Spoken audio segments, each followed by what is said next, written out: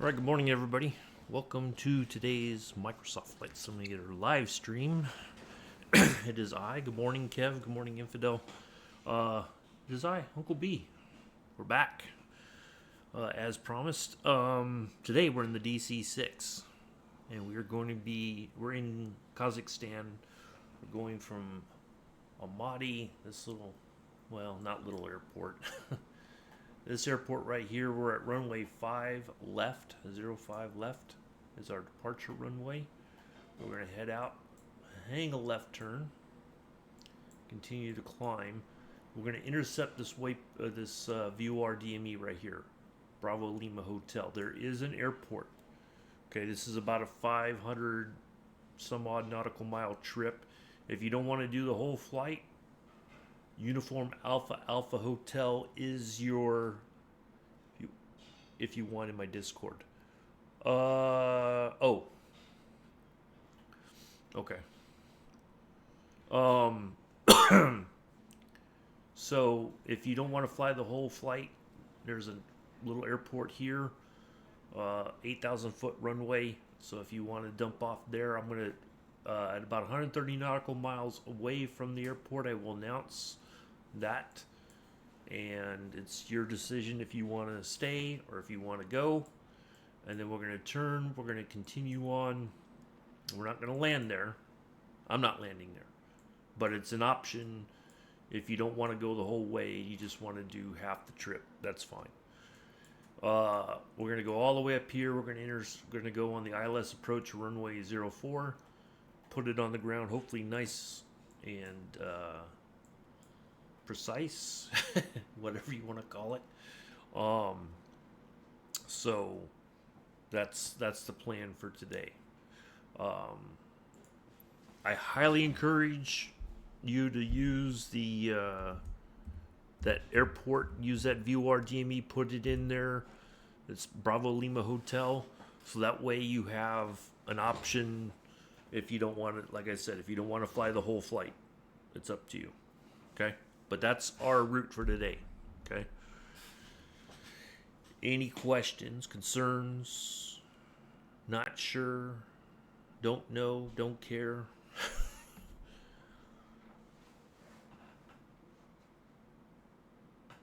I have feelings, but I don't know how to explain them, whatever it is.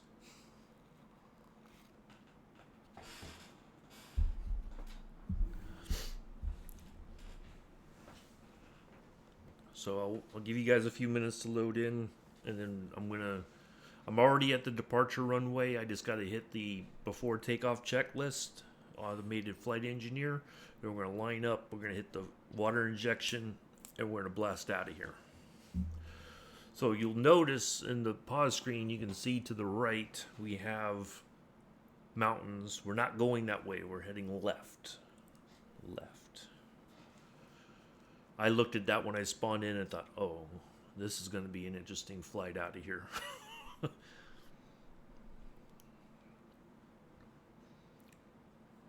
I haven't flown this plane in years. Well, I did do a practice flight.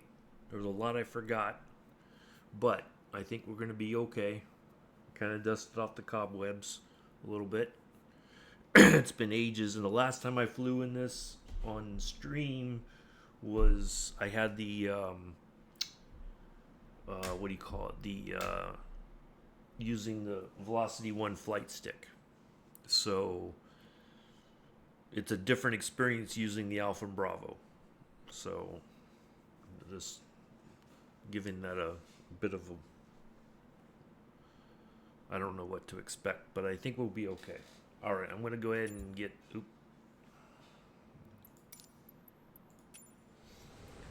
this,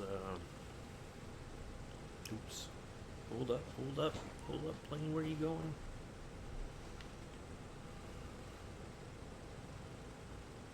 Boost pumps. Boost pumps on load.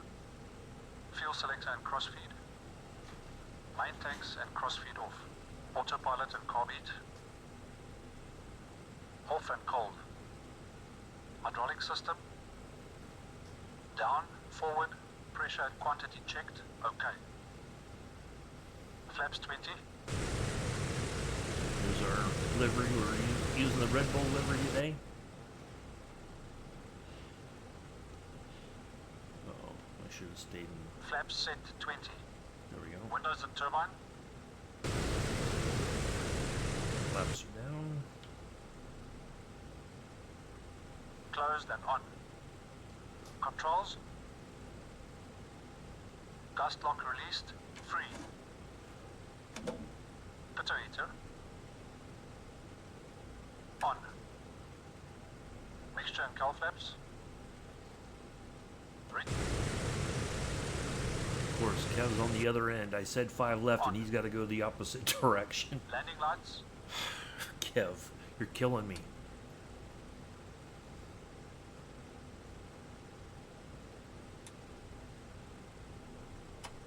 Extended and on. Before takeoff checks complete. Alright. Alright, let's get out there on the runway and go. Infidel's here. I see him. DA62. Nice.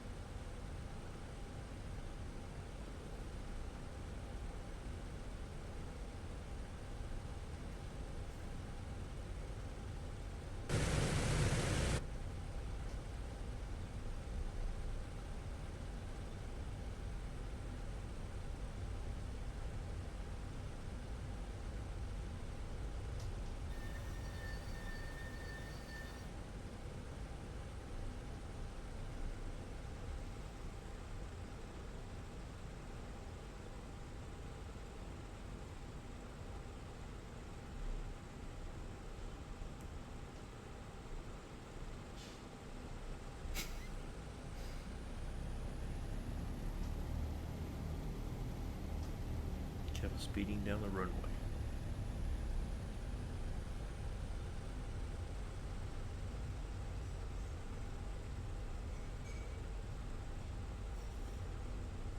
Now this is my favorite part coming up here.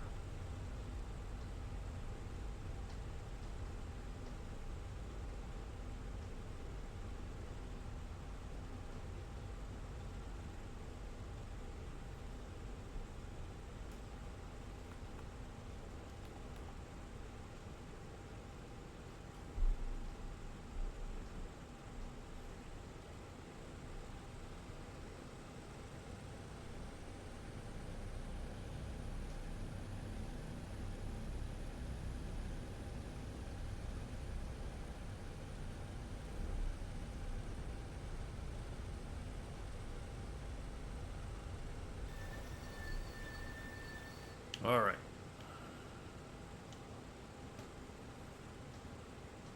Water injection. On. 30 inches stabilize. 30 inches stabilize.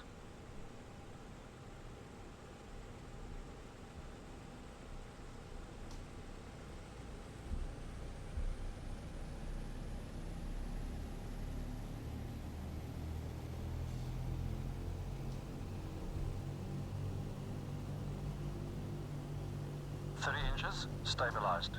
Cowl flaps. Cowl flaps. Cowl flaps set. Full power, please. Going full power.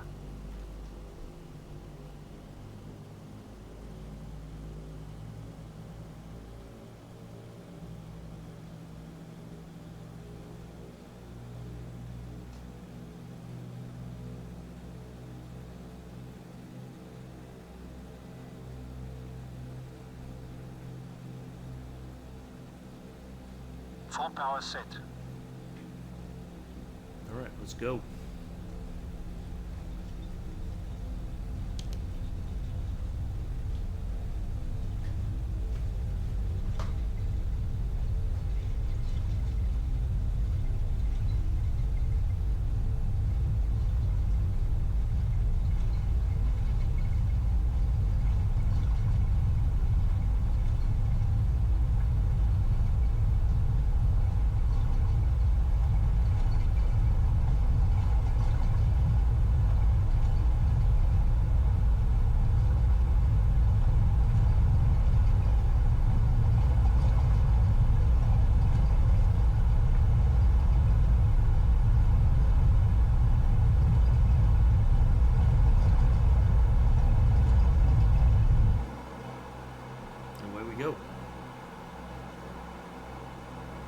Advisory, gear up. Here comes Gear selected up.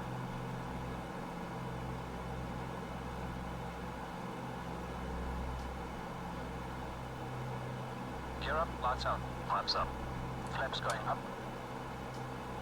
flaps coming up. The Flying Ball 6 continue for east departure. Almaty Tower, the Flying Bowl 6 continue for east departure.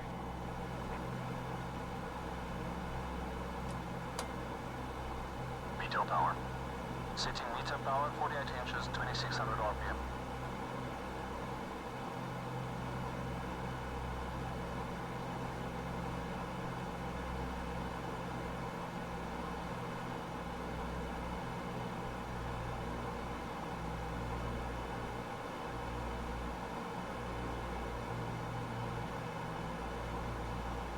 Meteor power set. Climb power. Setting climb power. Alright, start making our left turn here.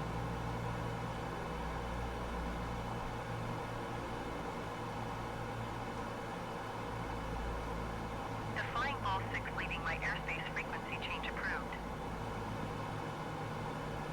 Almaty Tower, the Flying Bowl 6 frequency change. Climb power set. Almaty approach the Flying Bowl 6 is type 4 miles southeast of Uniform Alpha Echo November 3,700 feet. Request clearance to transition Charlie airspace. After takeoff, Flying checks Bowl off. 6 Almaty approach. Squawk Tree 507. Squawk Tree 507, the Flying Bowl 6.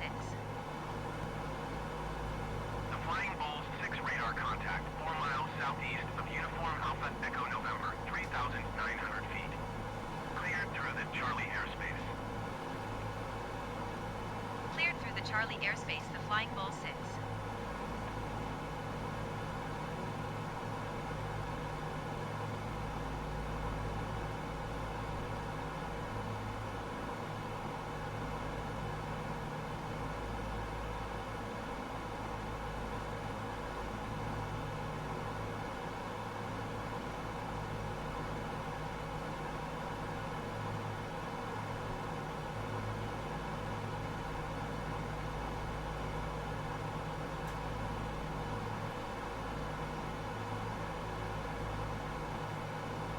Alright. Now comes the tricky part.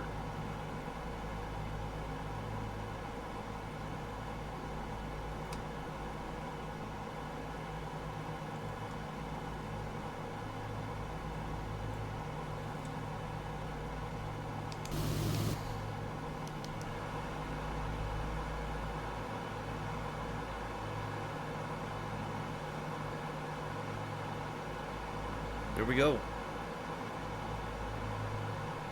Autopilot to go. We are on our way. Alright, let's have a look outside. There goes the dome. And we're in way over there.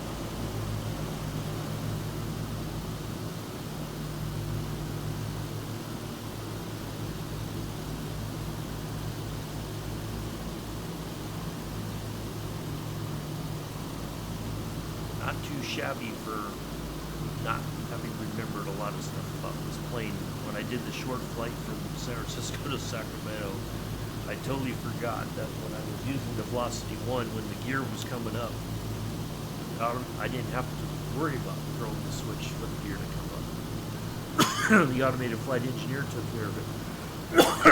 When I took off from San Francisco, the gear was still down, and I'm like, why isn't the plane behaving like it should? You know, like I expected it to. Well, because the gear was still down.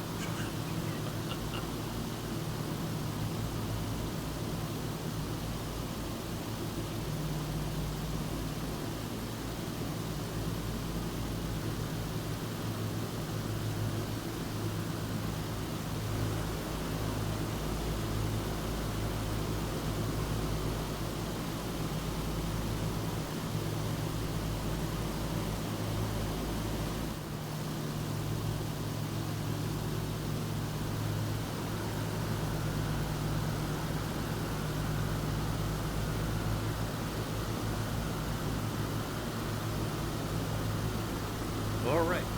You need No. I got so used to it that I totally forgot. And then when I looked outside, the gear was down. I was like, oh, maybe that's why. All right, we have a. Let's see, we're not picking it up yet, so we're still. Let's have a look at the little map up here. All right, we're still on our way to top of climb. We're gonna probably go past that. We may level off at 10. I put 14 just in case. Speed check. I am doing 180 knots, but I'm still climbing. So it'll be another couple thousand feet before I level off. So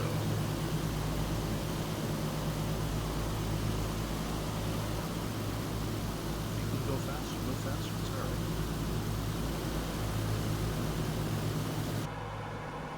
Yeah, because I looked out here and I was like, gear's still down, and I looked at my Bravo and I was like, that makes sense why the gear's still down. Because it didn't set like when Mr. Randazzo called out the going to veto power and the climb power and all that. It didn't do that, and I was like, something's not right. The flaps didn't retract on their own, and I was like, that's because I forgot to put the landing gear on. So.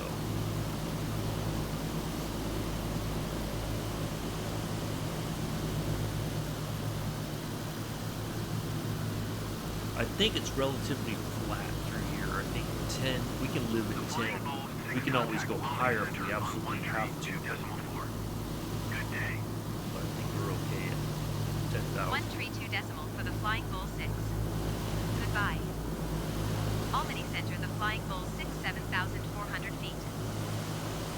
The Flying Bull 6 Almaty Center altimeter 29.84 radar contact. Continue.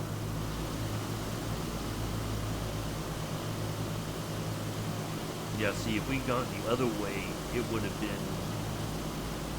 think, a much harder climb out. We would have had to go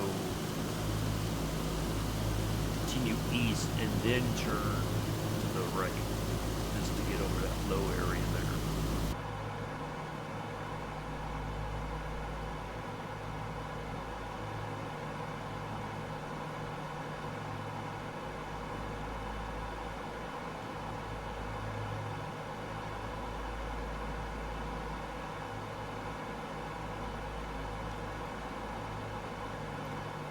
Still have 208 to go,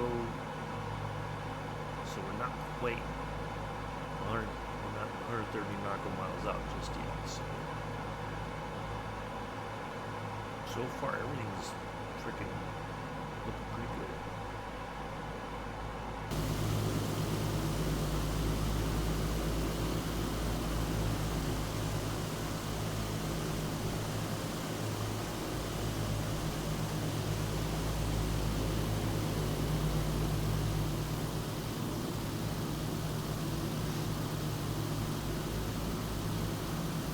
We'll speed up once I level off here 10,000 feet.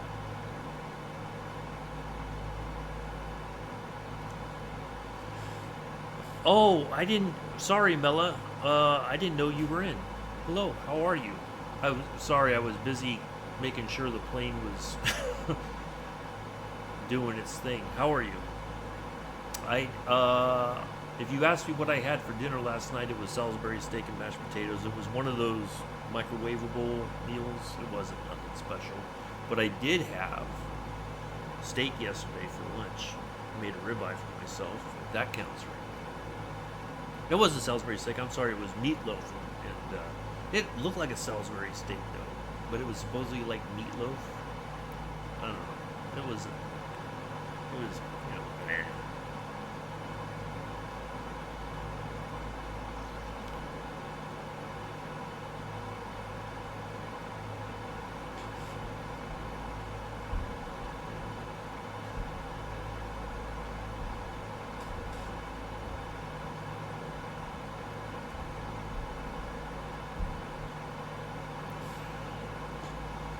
Sorry, I had to acknowledge a message real quick. why somebody had messaged me, but I just did. So welcome in, everybody. Hopefully you're having a good Saturday so far. I did post some information about the upcoming flight. So next Saturday we'll be in Vienna to Innsbruck, my favorite airport, Innsbruck. Not sure which sort of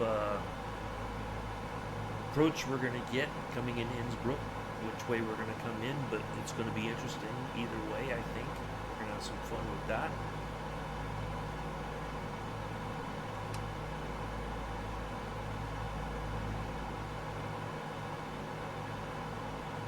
Yeah, we're about 10,000 feet. That should be fine. All right, let's see. Set cruise power, please. Setting cruise power.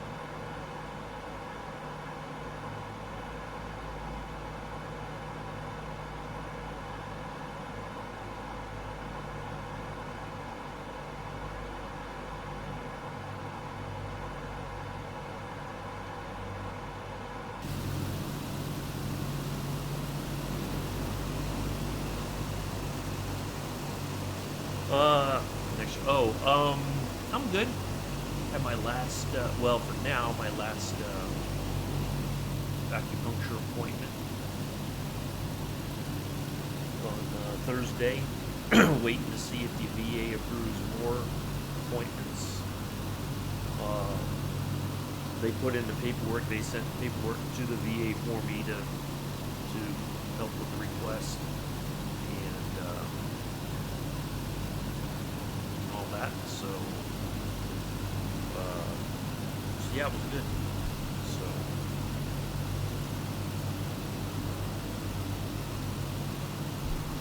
So yeah, getting back to the flights. So next Saturday, Avro RJ85.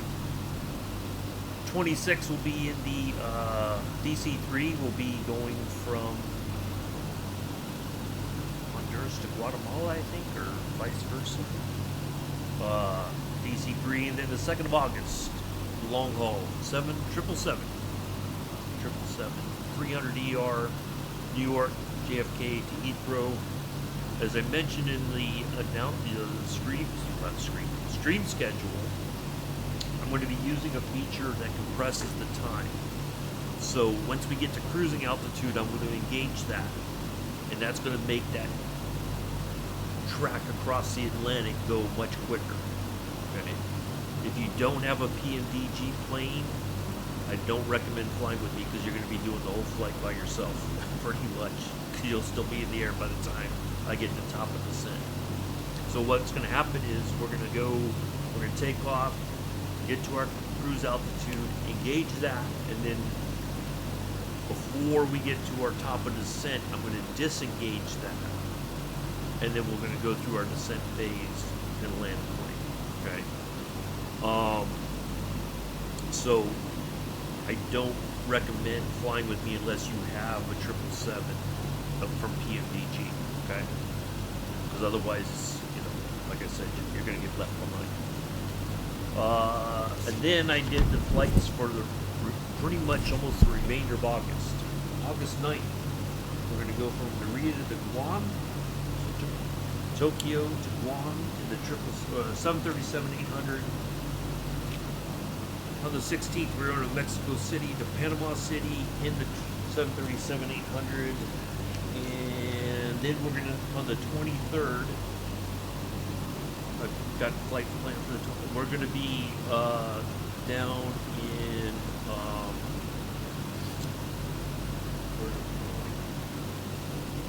we're doing a couple flights. We're going to take off from St. Paul the Apostle and head to Skopje International, and then to Adim Jashari. We'll do that in the Tiger Bomb. So we'll have a nice little slow flight on the 23rd. Okay? So that's what we got coming up for the rest of this month and going into August. September, let me look at my calendar. Let me get my phone here real quick. Hold on.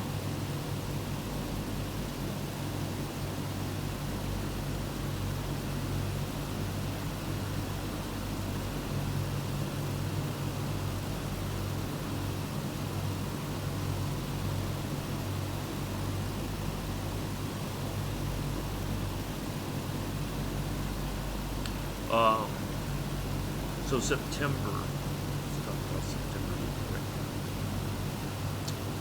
So we'll do a flight on the 6th of September. So I got one more to plan for the 30th of August. We'll do one on the 6th of September. The following Saturday, the 13th, I don't anticipate flying. Okay. I've got a procedure on that Monday. I'm not sure what's going to happen with the outcome of that. So I don't want to promise that I'll be fit for flying duty, so to speak. So I'm not going to plan on streaming on the 13th or doing anything on the 13th. Okay. The 20th and 27th, we'll try to do something for those days, but I got to come up with one more for the end of August and all that. So the other flights that we're doing throughout the rest of July, for the most part, in August, those are all meant to, we're going to countries we've not visited before. Well, we did, but it never captured it because I wasn't on FSO. I should be able to. Yeah, I hope to be able to. Because I don't think this one's gonna, it says it's gonna take a couple hours to do, so I think I'll have time once we land and all that. Are we within range? No, not yet. We should be almost there. 174. Okay.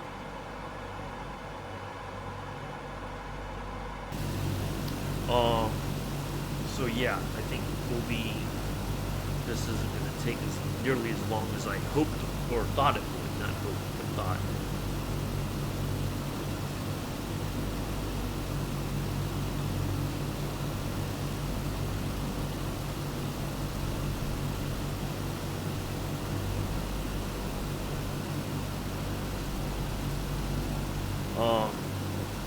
So I looked at the flights for later today. So let's look at those again. I did briefly before I started the stream, but I wanted to. So we have Toronto City Centre to London in Canada, and we have Hamburg to Salzburg, Germany to Austria. First one is 85 nautical miles. The second one is 369 nautical miles. So which one of the two is going to be the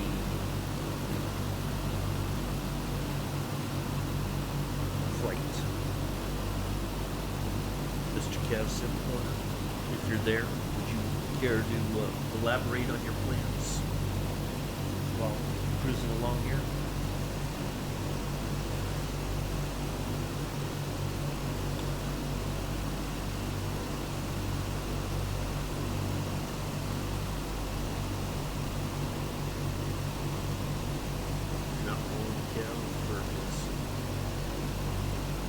Trucking antics especially.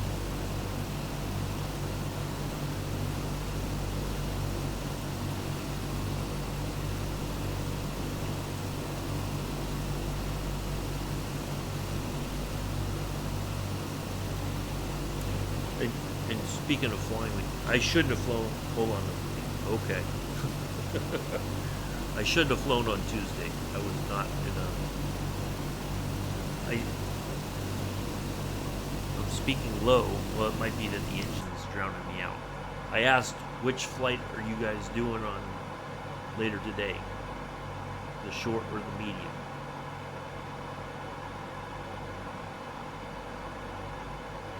See, Infidel heard me.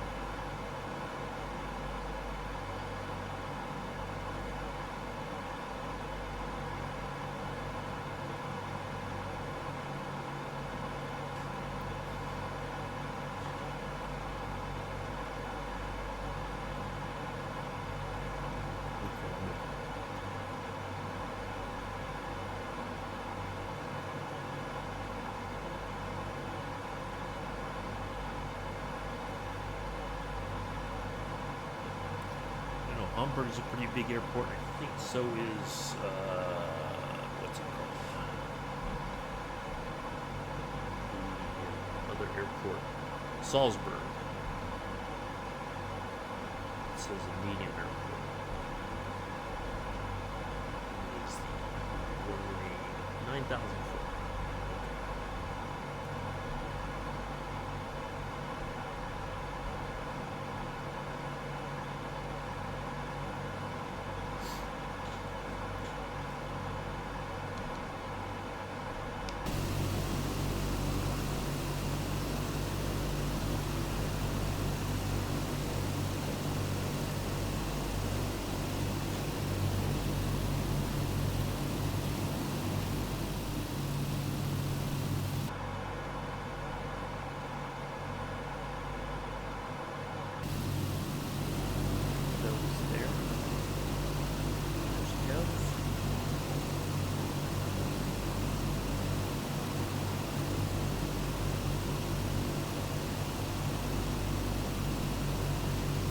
Very interesting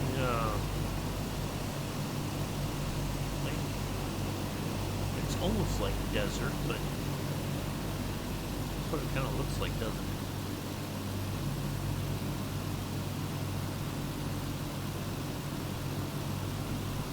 Very flat.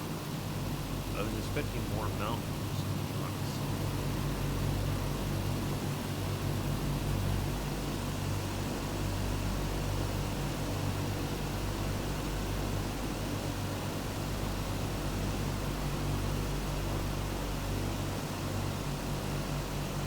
And I'm going to do next Saturday's flight from Vienna to Innsbruck in the Avro RJ. I'm going to do kind of like what I did before with this. Common sense tells me the short one. Okay, I can do that. I could be in the Tiger Moth, I think. That sounds like a plan.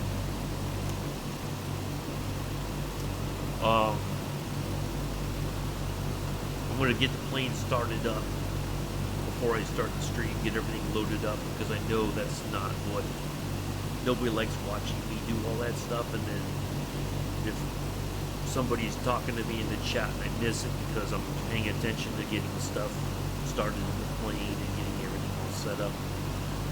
So I think I'll just do that and then be by the departure runway for the flight to Innsbruck and go from there.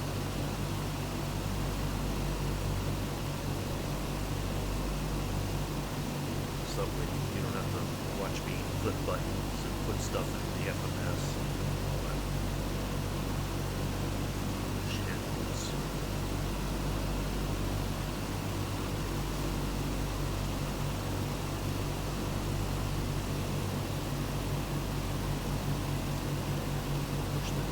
Yeah. So, you know, it's just that way I can take my time and make sure I don't missing anything, you know, and all that. Get the plane all set to go, and then get to the departure, you know, near the departure runway, or I can get the plane started up, not taxi. We can do the taxi on stream or whatever. That gives people time to pop in, whatever.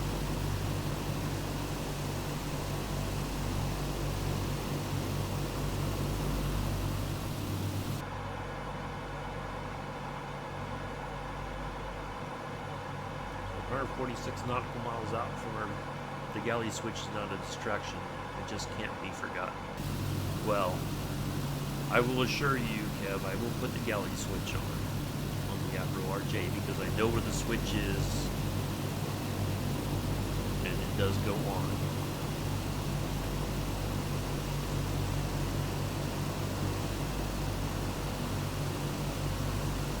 You may need to seek professional help about that galley switch, Kev.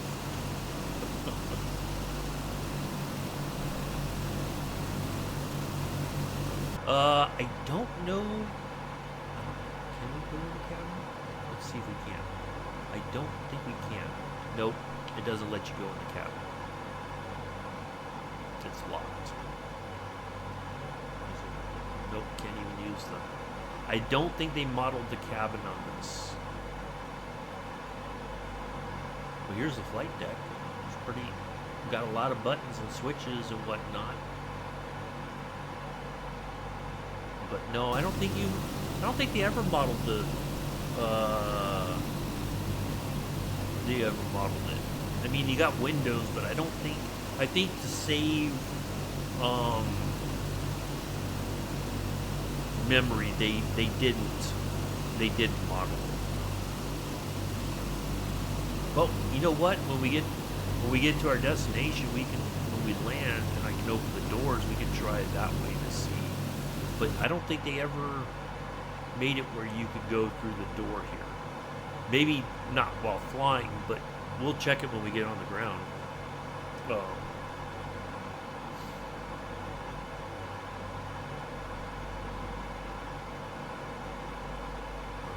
We should be picking up the signal here shortly.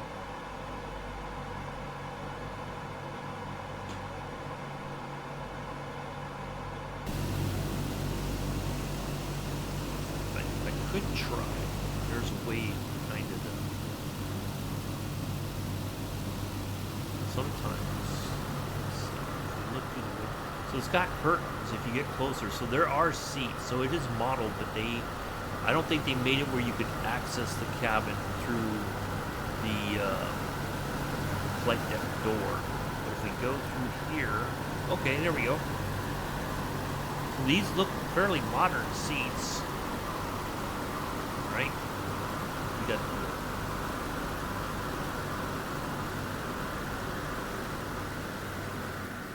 get seats here. This is probably first class right here. Only 8 seats in first class. The rest of it is coach, I guess. There's your galley here, right by the entrance, and then I think there's a lavatory back here.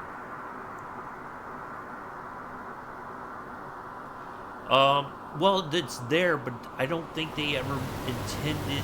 The door's locked, like you can't technically go through there. That's the only thing. But you can still kind of see it. I mean, this is how it's modeled.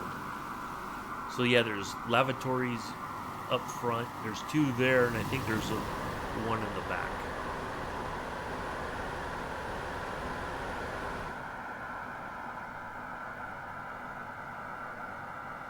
That looks.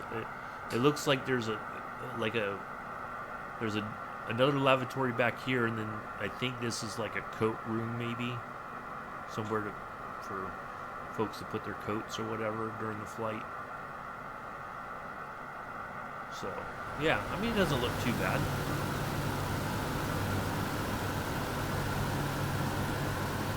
Ooh, oh, we could even see the luggage. Look at that. There's luggage under there.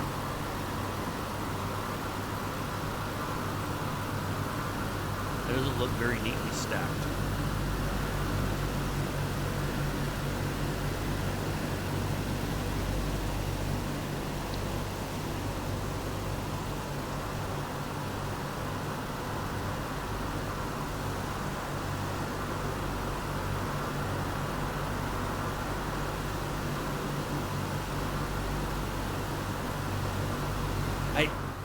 I wanted to try to talk to Mr. Randazzo from EMDG.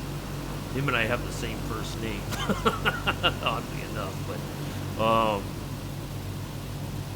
luggage okay, now it's worth it. Well, it's still. I think it's a good plane. It's not. I like the automated flight engineer option. Some people are able to fly it without using the automated flight engineer, but it's pretty good for. All right, we are 124 nautical miles away from our waypoint there. So, for those who are thinking about not doing the whole flight, here's an opportunity to think about what you're going to do when you get there. If you're going to land it, well,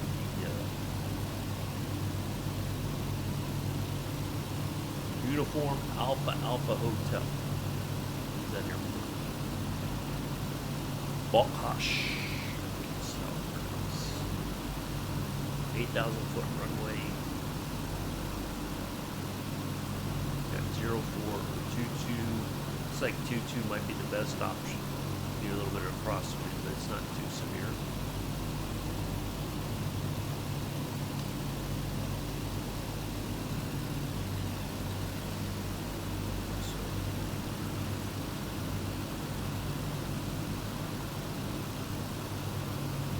But yeah, I would recommend picking this up. It's, you know, I like that there's the flight deck is, I think, is pretty amazing. You got all the classic dials and everything, but that automated flight engineer really helps things out. Short flight in your Kit Fox 7. Okay. I was gonna do the Tiger Moth, but I can pick a little something a little faster.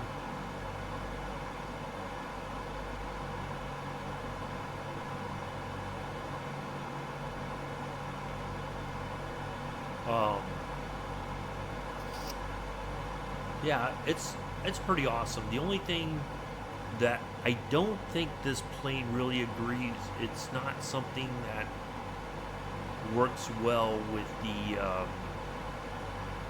honeycomb. It was a bit of a chore getting the honeycomb to and you know, to map the throttles. I just only map the throttles. So I have one throttle for the two left engines and one throttle thing for the right engine. I tried to do 4, it just didn't, for some reason it didn't work out the way I thought it would.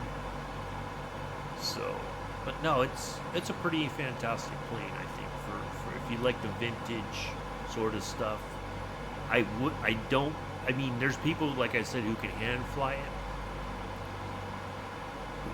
We can do the Wacko, yeah, that's fine. Either one, it don't matter. I like the Tiger Moth because it's got the autopilot system. But we can do whatever, it's fine. I'm doing about 204, 205, so if you guys want to speed up, I know Kev can go faster. Ready to jet.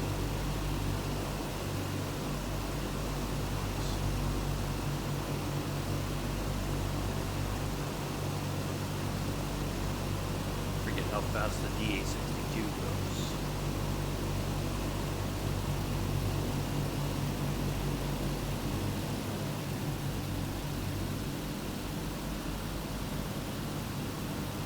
Um, 184, okay.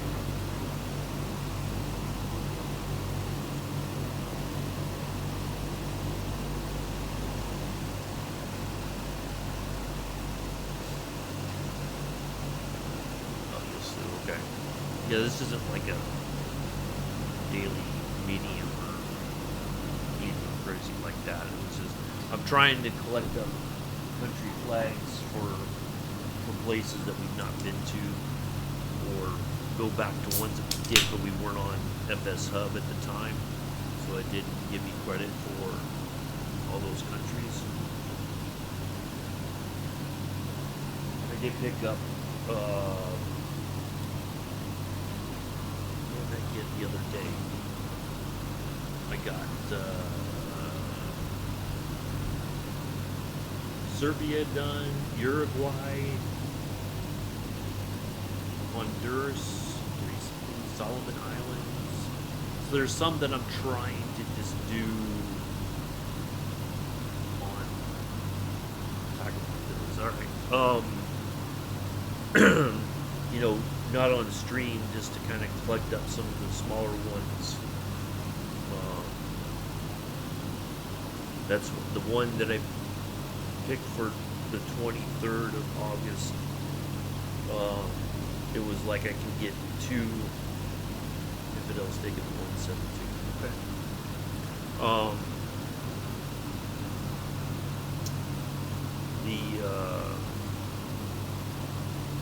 I can get 2 flags in one flight, basically.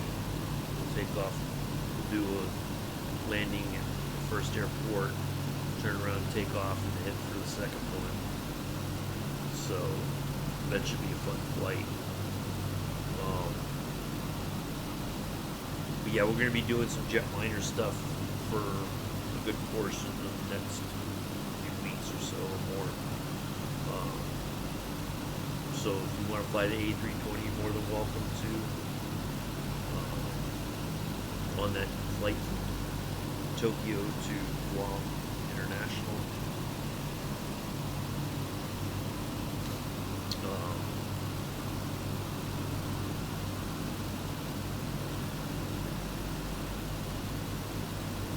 So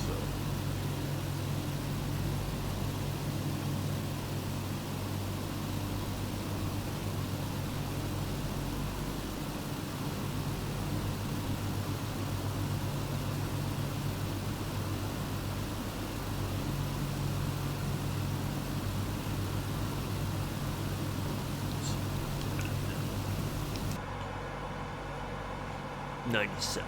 So yeah, we're going on a pretty good clip here. It looks like.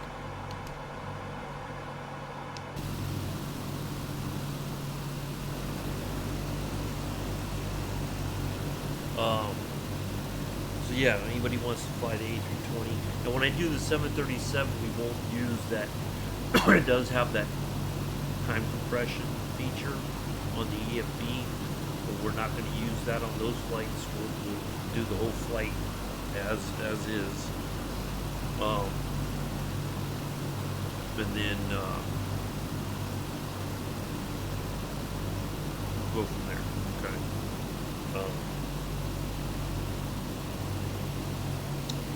What else? Yeah, we'll do that.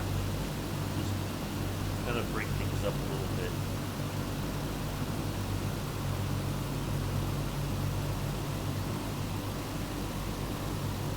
So I just got to get a flight for the 30th and the first Saturday. I think it's the 6th of September. Got to get those figured out what we're going to do.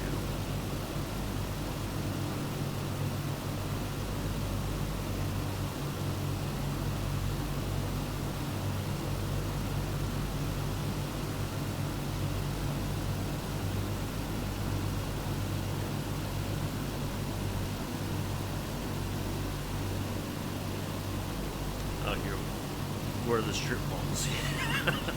Yeah, this is well, I didn't know what to expect. Really, it's much flatter than I thought. I would have thought, Kazakhstan would be much more mountainous. This looks like a high desert, kind of very barren. I mean, there's water. I mean, by the airport that we're going to be passing over here a bit, there's water. It's right by the water, so. But this is very barren here. Doesn't look very hospitable.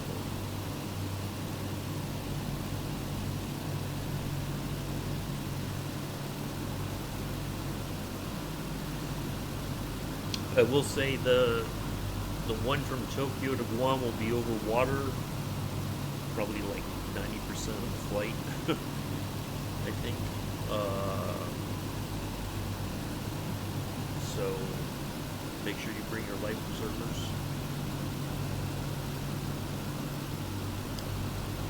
So it won't be much to see until we get close to Guam and we come in.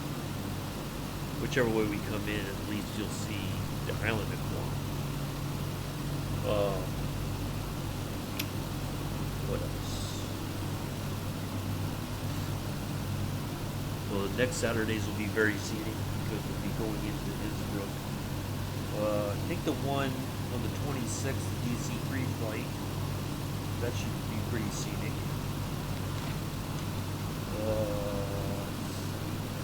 The one from Mexico City to Panama will be over land pretty much the entire time. That'll be very scenic. And then the one on the 23rd should have some scenery as well. So,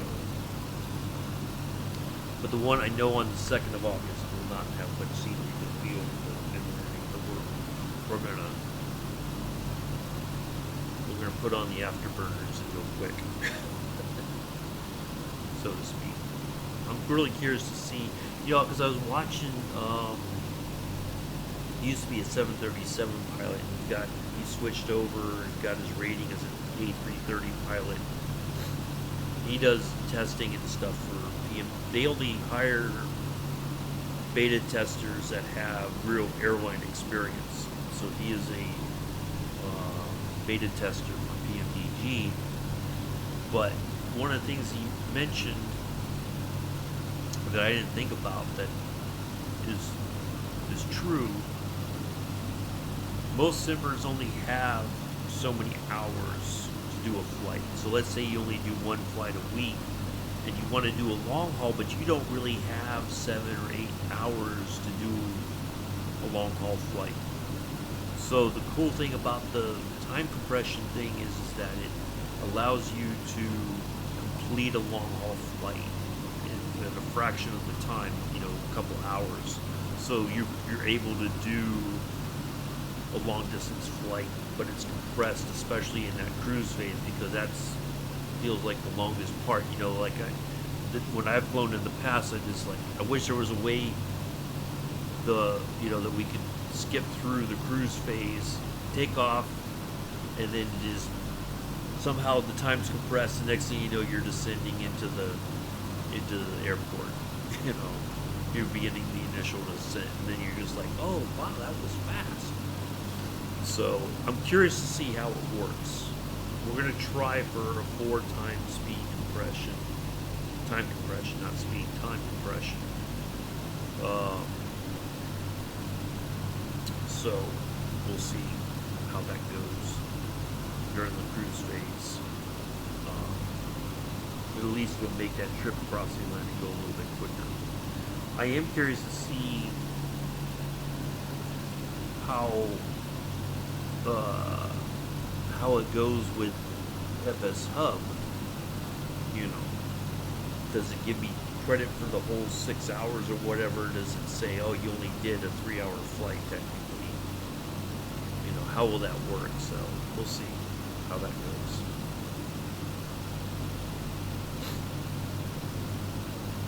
Where are the I don't know, Kev. I'm sure there's somewhere. I'm sure the airport that we're flying over there, I think there's a town there, isn't there? Yeah, there's some kind of a... They're right here, Kev. Whatever city that is. There you go. That's where they're at. Now you're going to get a frying pan upside the head for asking such a question.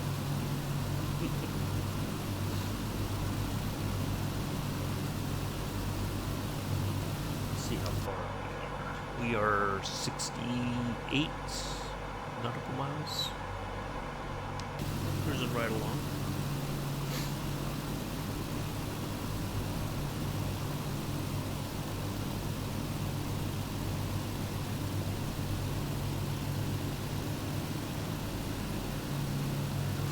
Yeah, I think what I'm going to try to do from here on out for the streams going forward is whenever we're doing a flight with a jetliner and all that, I'm just going to come in, I'm going to start my plane up, get everything put in and all that before I start the stream, and then we'll taxi onto the departure runway from there. But I'm always gonna try to have. Now I did put this flight in through. Here's where we are using Navigraph.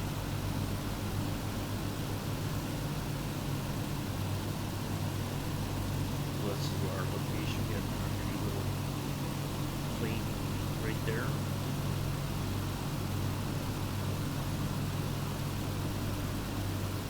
Oh, the name of the... Oh.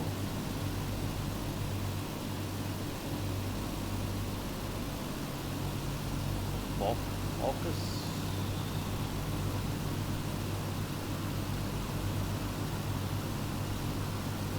that's the name of the town right there.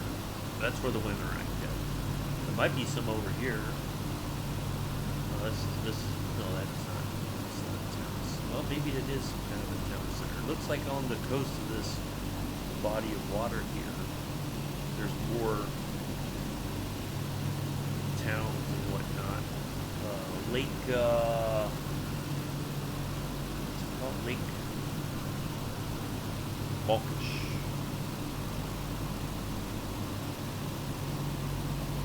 So there must be some reason why. I mean, I don't know if the water's good there or whatever, but seems to be some built-up areas around there. So let's look at. We're coming in on runway 4. Right, there's a 1-knot headwind coming on 4. We're going to monitor that. We're going to, once we pass over here, we're 130 nautical miles past the BORDME. We're going to look at the weather again and see if we need to change which runway we're coming in at. Okay. But a 1-knot headwind, I think we're okay. Even if it turns into a 1-knot tailwind or so, we're going to stick with it. But if it gets, the winds really start to pick up, we're going to change runways. We can do that. We have the technology.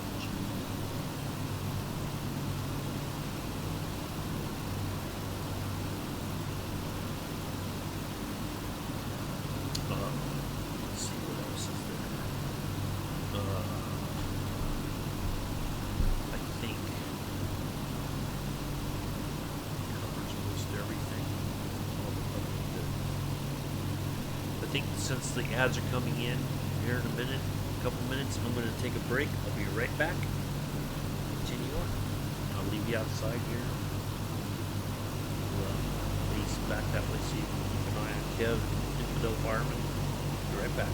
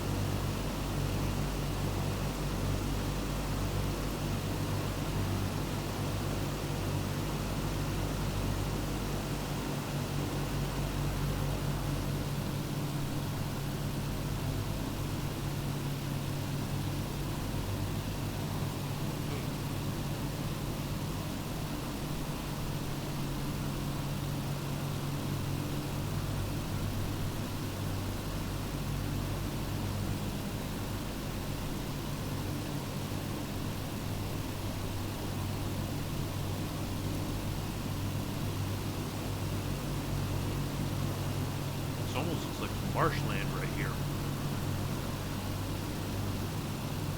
I could be wrong, but it kind of gives me the feeling that's what it is.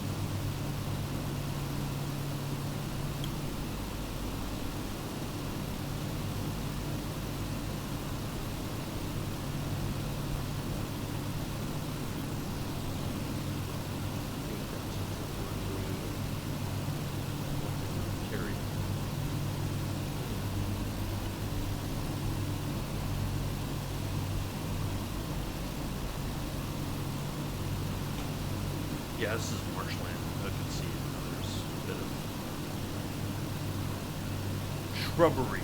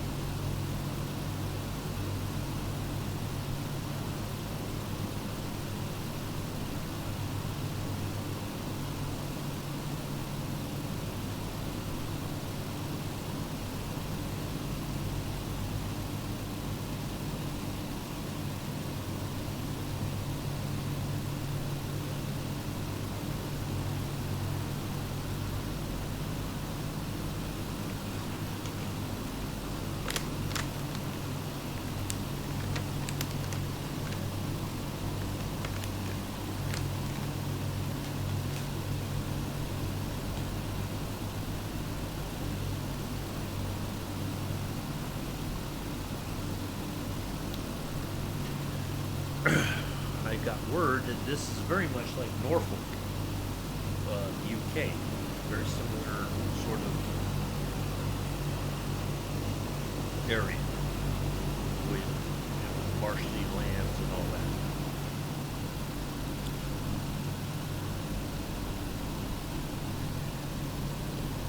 Hello, are you No, no. I was thinking about it before I found out that he got fired. No, I thought it would be an interesting livery, that's all.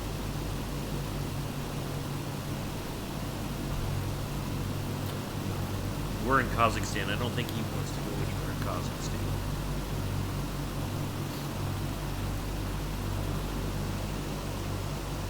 Oh, where did Kev go? Kev, where are you? I see Infidel.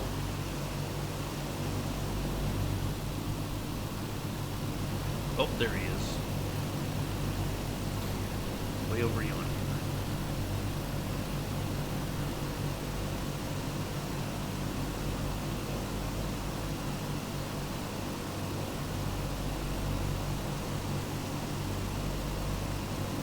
Yeah, I just thought it'd be a fun livery to fly in. I think they actually have a DC-6 that they fly around the world that's got this livery, but yeah, just something different, that's all.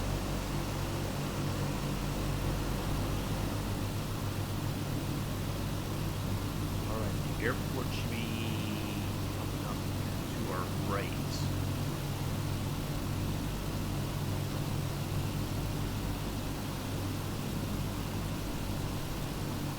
They have it. Oh, I didn't realize that.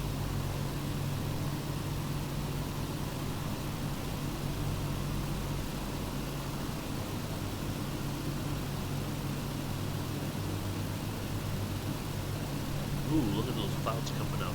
Uh-oh.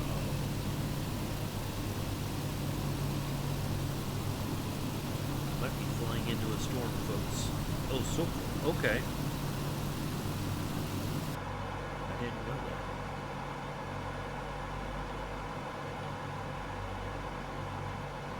16 nautical miles.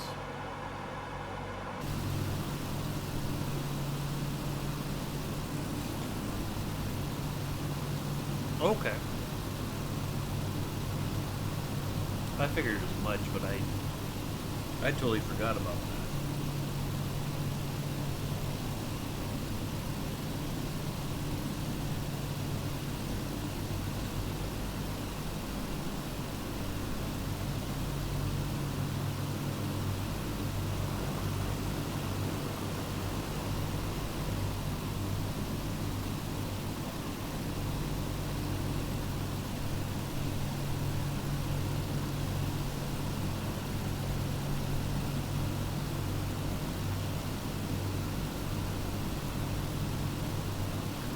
So it took us about an hour to cover this portion, so it's going to be a little bit over an hour to cover the second leg. So yeah, we should be fine for an afternoon flight. I should be fine, not me. This leg is a little bit longer. The first one was 220, well, 229.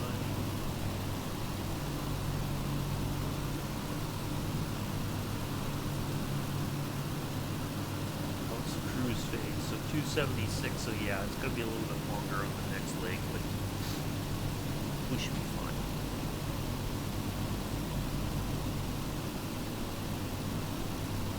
So yeah, the airport should be coming up here on our right.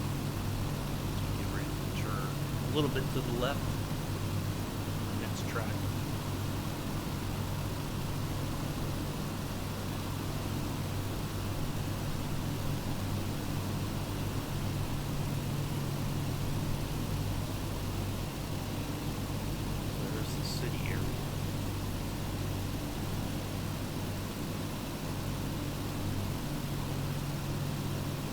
Some kind of area for folks. I don't wonder if this is more like a resort area or if it's I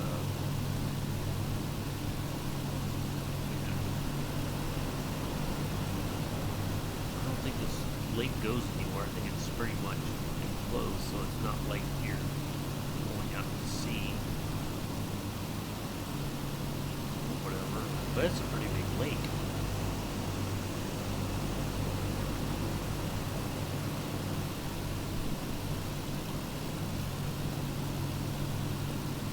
Okay, there's a little airport right there. Off the right tip. Right there. Or maybe both. It could be both potential. It could be F1 and MotoGP. I know they share some tracks sometimes. Well, not the same weekend necessarily, but they do, I think, go to some of the same tracks during the season.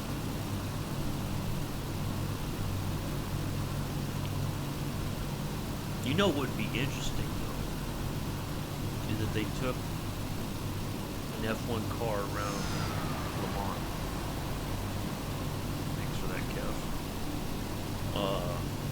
You know, on the Le Mans weekend. I think that would be interesting. How that car would handle. I mean, it's a how they would handle a circuit like that. All right, turn coming up.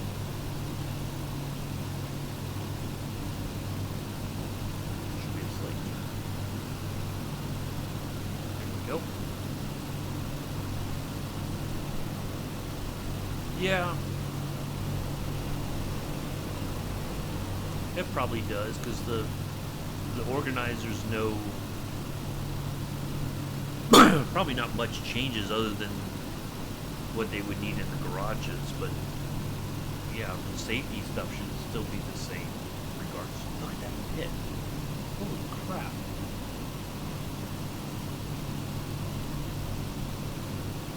Must be mining something there. Look at that thing. That's pretty neat. Fill that up, that'd be a heck of a swimming pool.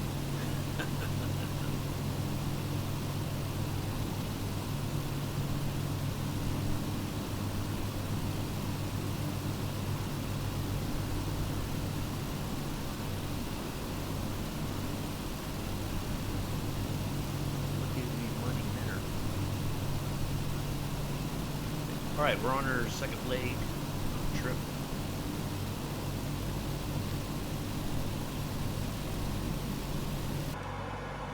We can monitor that. We're going to go away from the VOR DME.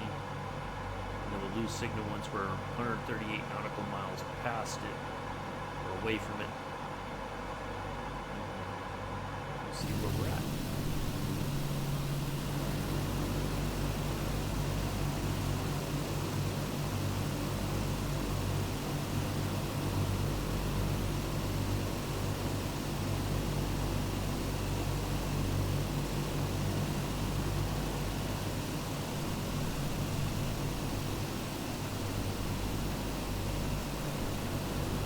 You know, if it looks like this in place in 2024, you could probably land a helicopter in there.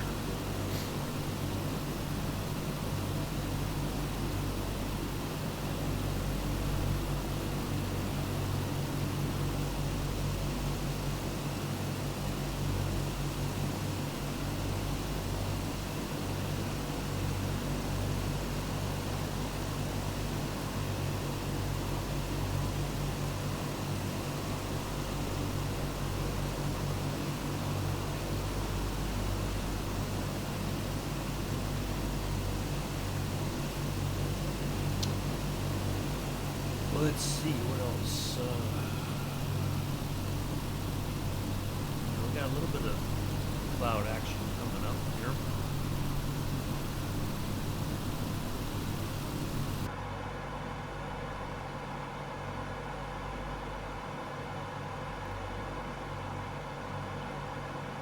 We'll keep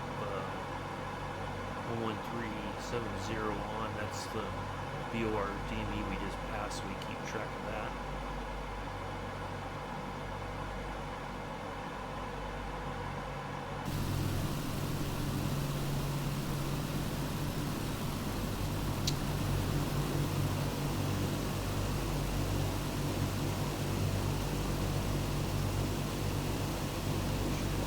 Just a touch more fuel. We used about 10. Well, I think we're going to be okay. We used 10% to flying mountain to get here. So I think we got enough to get the rest of the way. This feels like we did. We don't. But I think we'll be okay.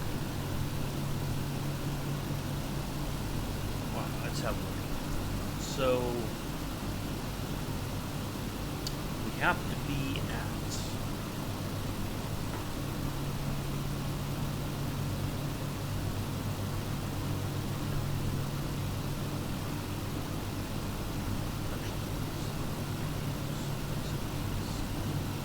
for our ILS approach, we need to be at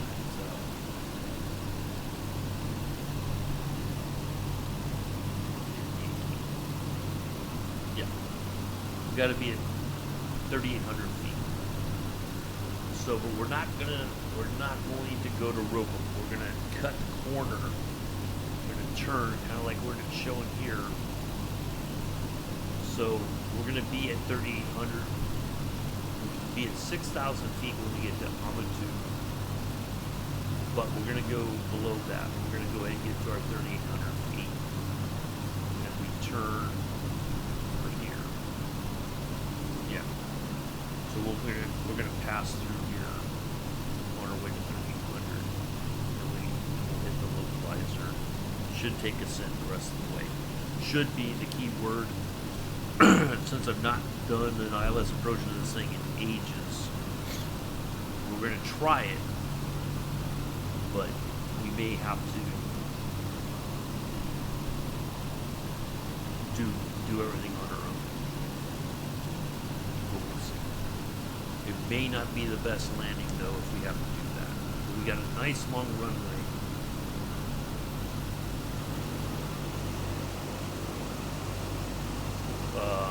Coming in. It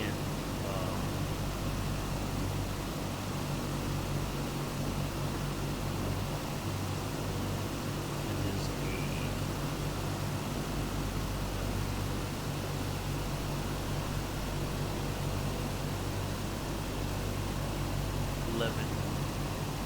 11,500-ish, give or take.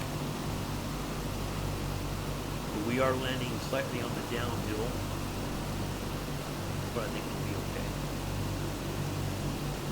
We're going to we'll use the whole runway we have to for slowing down.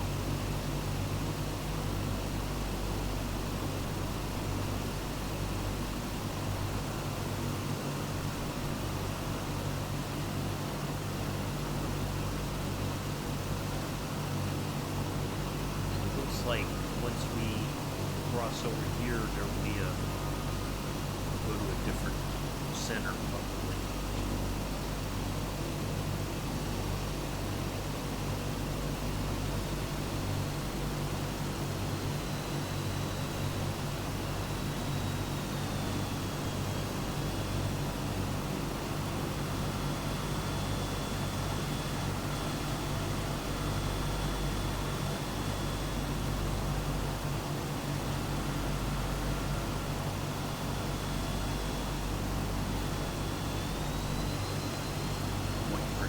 So he stall and goes spiraling down the ground.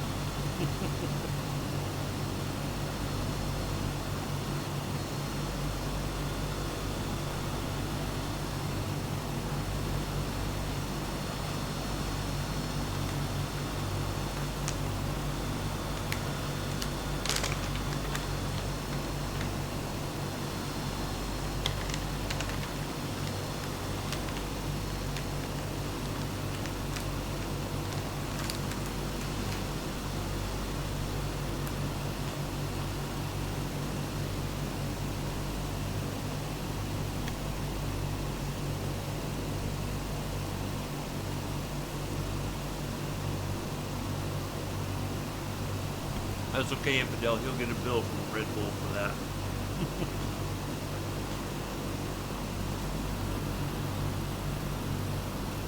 Welcome back, Camilla. Yeah.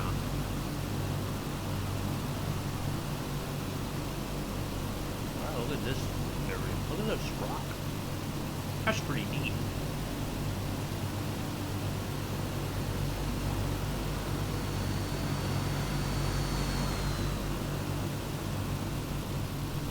I think Kev's flying forward.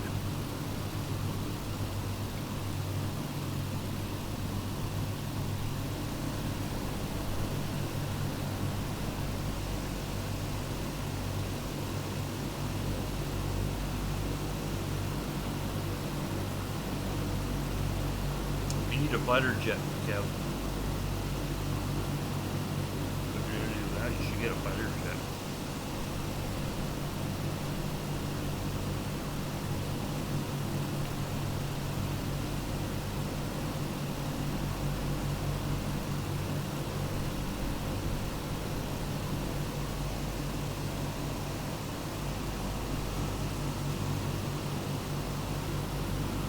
That's pretty neat. Very there.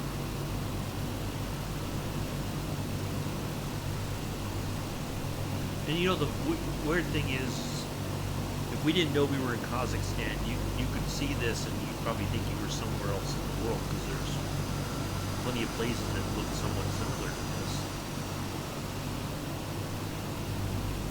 The way the wind's blown, the water's flown, with that kind of rhyme. Ooh, I'm a poet, I don't even know it. I thought there was a storm in the area, but it looks like it's just kind of puffy clouds throughout. Nothing significant. Let's have a look at our weather and see if winds have shifted.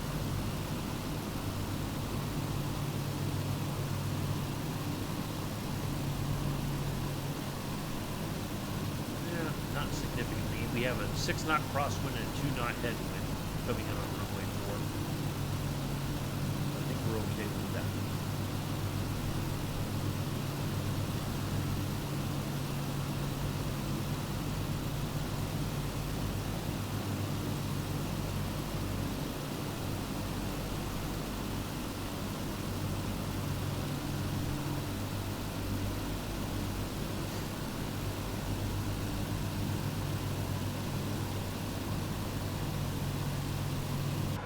So, kind of going over what we're coming up to. we'll start our descent, not right now, but eventually. So we power back, and then as we get ready to turn on the ILS approach, we'll go in range, and then I'll hit the before landing checklist and get the aircraft set up. Now, one thing I do remember,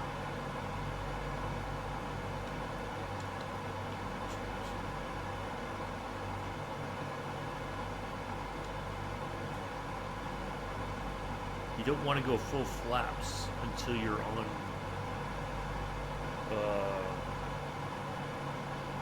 forgot where stand. Kazakhstan, Kev.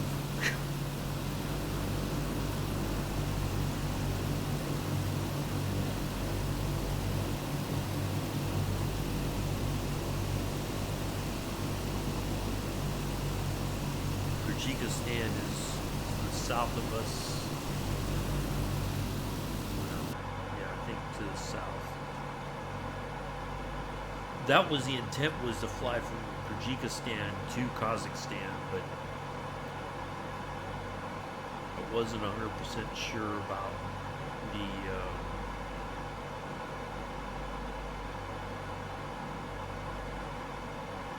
47, so we still got a ways to go before we about another 90 nautical miles to get to lose the signal from the RGB behind us. But I just figured, I looked at it, these two airports seemed to be, had runways that were long enough to handle an EC-6 takeoff and landing. I didn't want to take a chance on anything else, so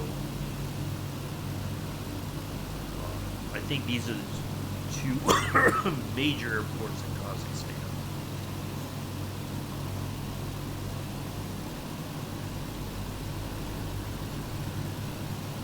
We're going to get there before the sun sets.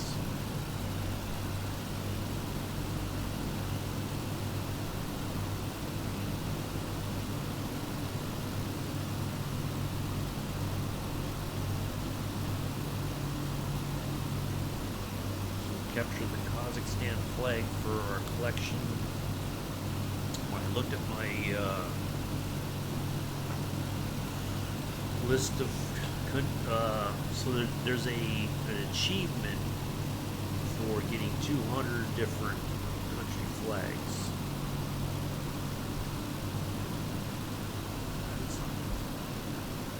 So what, 156, so this would be 157. So we got 43 more countries left to visit to get that.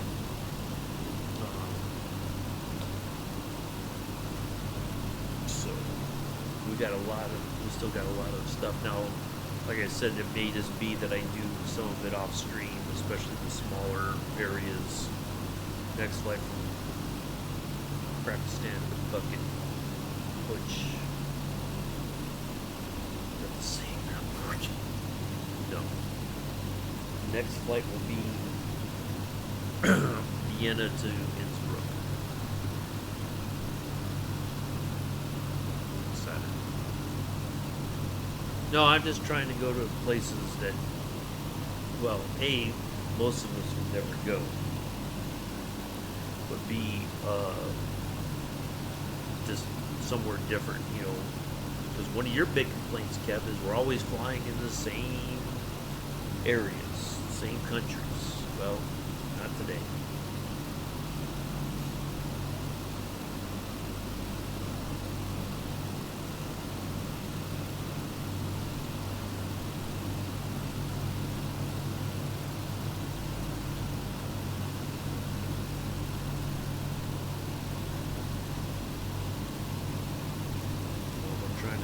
Trying to visit more countries, get more flags for the collection, get that achievement done. On the 2nd, we'll get the achievement done for crossing the Atlantic, across the pond achievement. I like stuff like that. Gives you something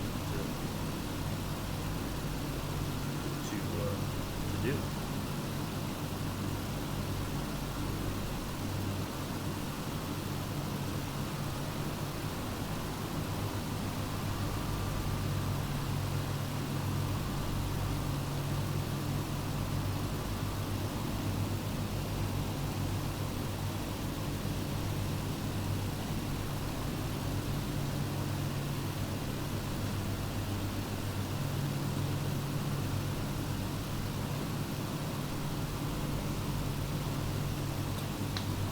let's see what else. So yeah, that's what I'm trying to do for at least the next several flights. Is just go to places we've not been to.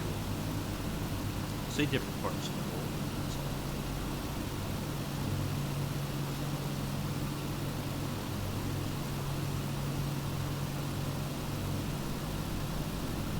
It's fortunate because sometimes during the week the daily short is in a country that I've not been to, and then I can find a plane that's suitable for that.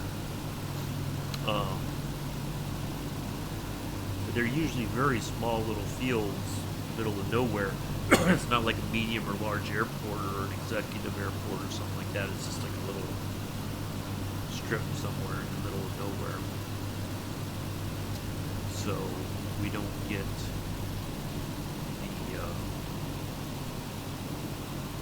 it's hard to find sometimes on a little nav map.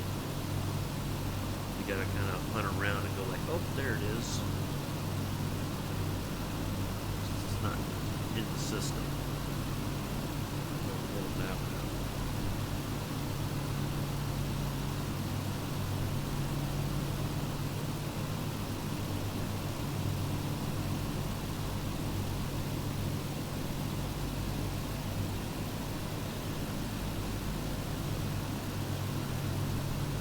Trust you had a good rest of your convoy last night.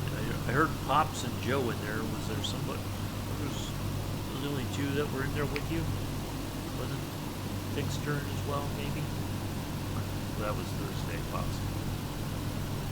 How are you liking the Iowa map?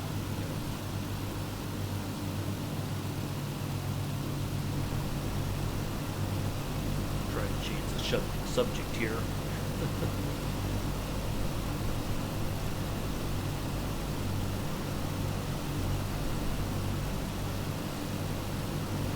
Oh, I thought I heard Pop's voice in the chat early on, but maybe I was doing.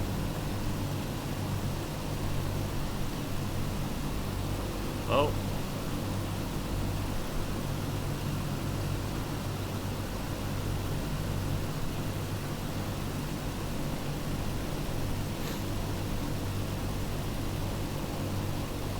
Well, that's surprising.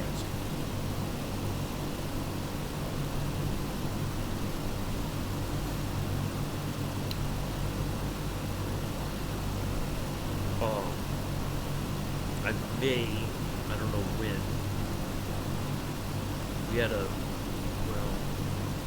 my uncle's first wife passed away the other day, so I may end up going to a funeral. We had a good time. I didn't have to wait for her. Okay, well that's good. Yeah, it was my aunt from my uncle's marriage when he first got married. So my cousin messaged us yesterday to let us know that she had passed.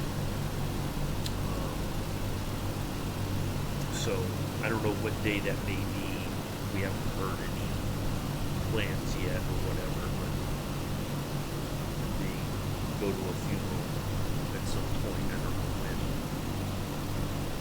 If it's a Saturday, I just may have to cancel. But she'd been sick for quite a number of years. My cousin was essentially kind of looking after her after work. He's a lot of stress on him. It's his mom, so. No, I remember they came out and visited us when we lived in California and all that, so I want to pay my respects whenever there's a funeral. So if it's on a Saturday, which I don't expect, but if by some strange reason it is, I'll put an announcement in the chat. I just remembered that, so that the stream will be canceled. Or if it's not canceled, it may just be delayed by a day or something. We'll see. Or if I have to, I'll do it like the day before or something. So.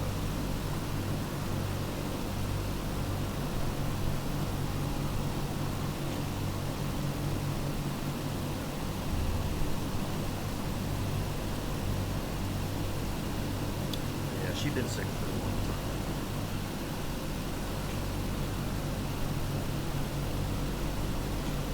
The Flying Bull 6, you are leaving my airspace radar service. Terminated squawk 700. Yep, there we go. There's the airspace change. Frequency change approved.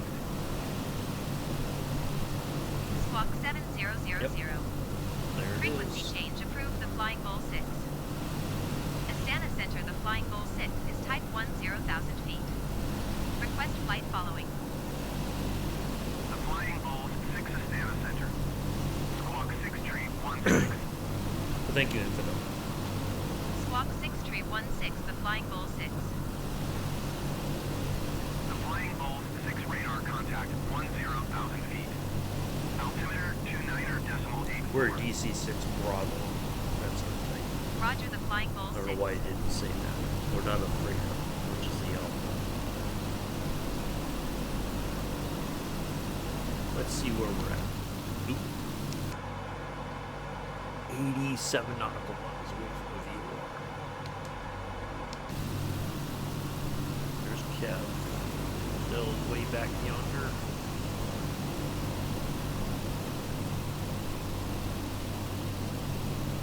Sun is setting ever so slightly. We're chasing it. I don't think we're gonna have much luck.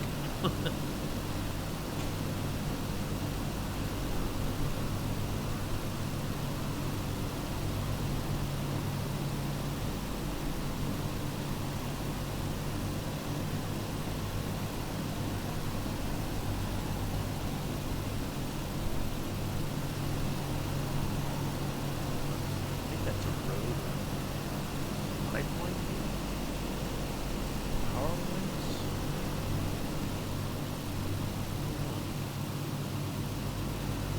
Wow, look at that. That's pretty cool.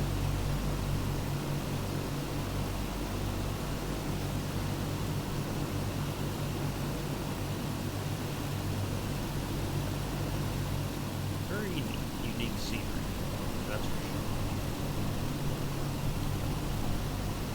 There's just not much to block the wind, so I'm guessing when the wind really kicks up around here, it's something else.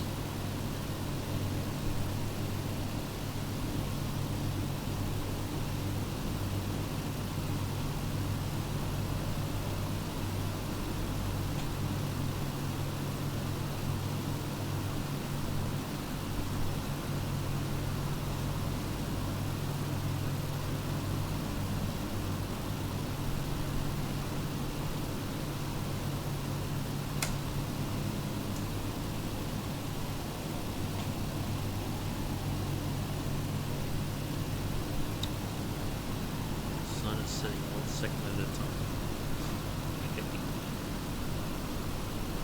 Thank you, Philosopher Kev.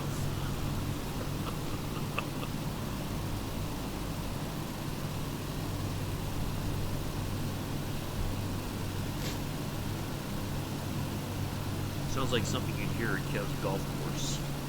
So, Kev's sitting in his little golf cart checking around the golf course.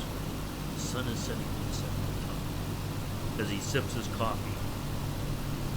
And he's sitting there shaking his head. Yep. That's some profound stuff right there.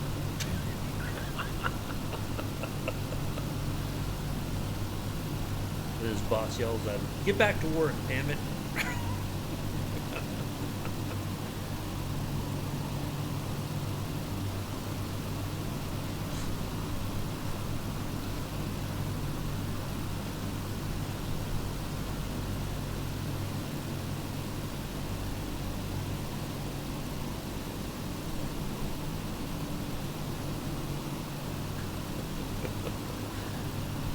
Okay, it's kind of funny to sit there and think of philosophical stuff while you're on the job.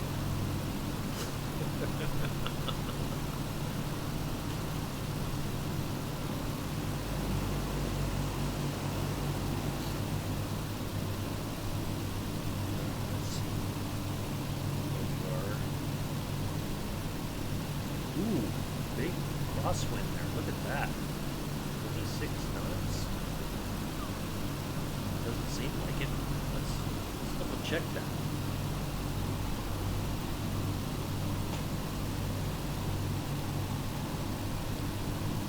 look at that. Oop. 26 knots across the, coming from the left.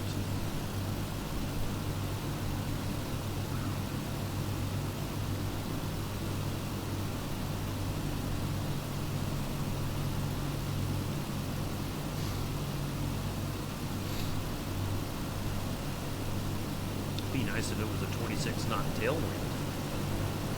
That'd be even better. And to our left is butt cheek steer. Butt cheek steer. Yeah.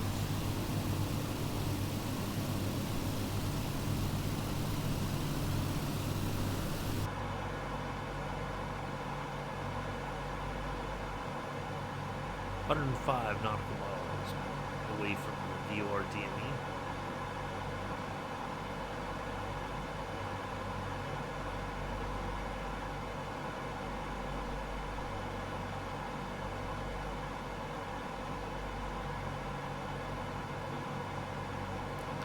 Boy, look at all these buttons to push.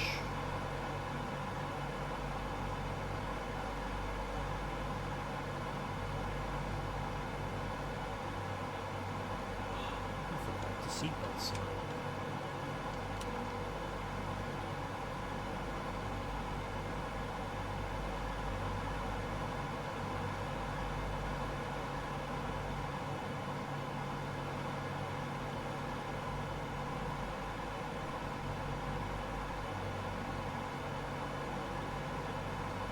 Bendix ignition system.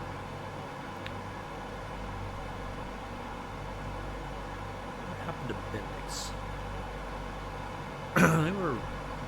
They seem to be involved in a lot of aviation stuff over the years.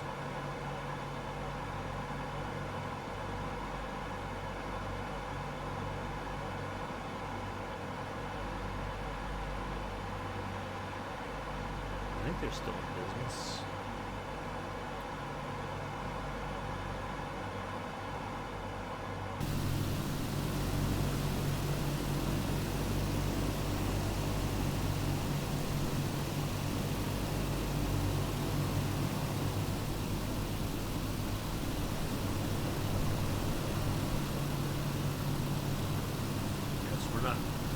Plane's not exactly 100% straight, so as you can tell, the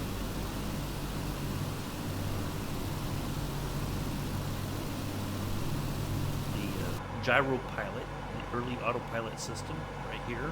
This whole bit of shenanigans right here.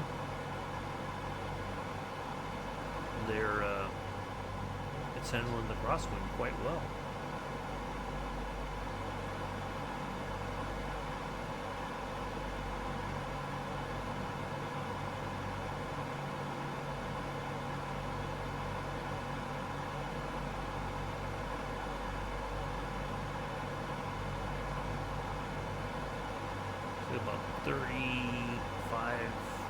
About 34.5 inches of manifold pressure.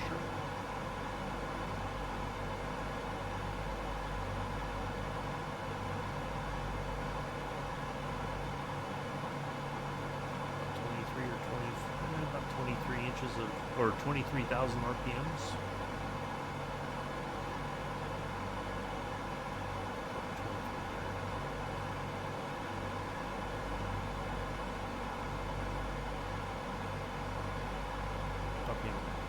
Okay.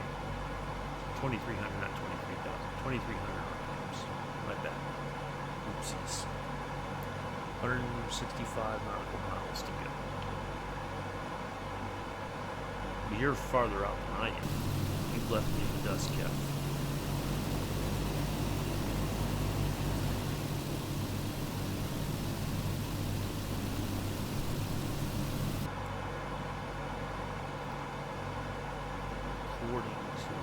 To the entry, I got 156 to go to our entry point into the ILS.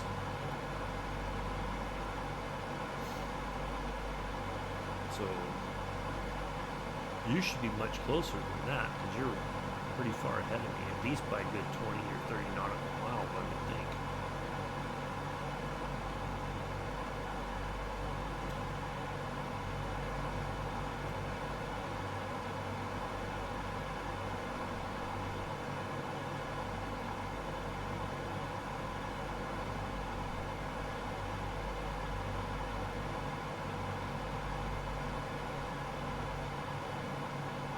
says our ground speed is 225 knots.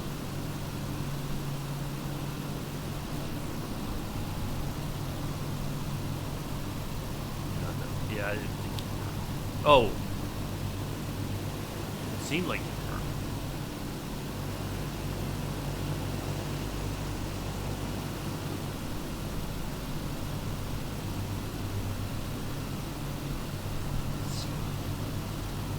We're only about 10 miles. Yeah, I thought you were much farther ahead.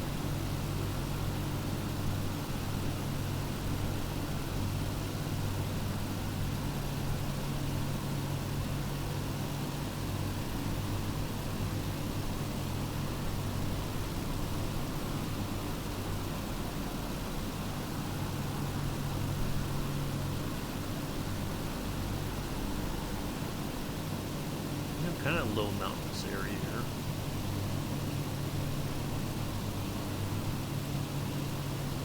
I bet you it gets brutally cold up here in the winter.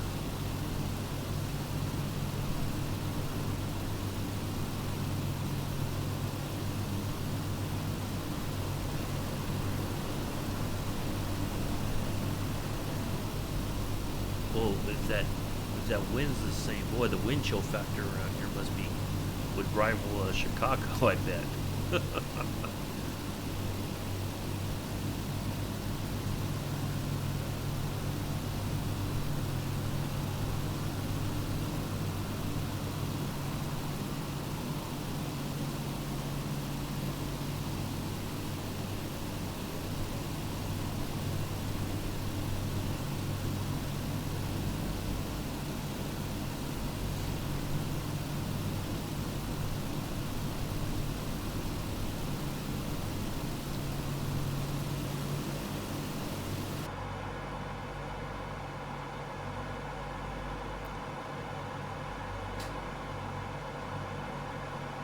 So yep, okay, we lost the signal.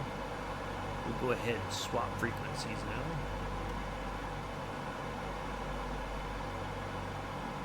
Preparation for arrival.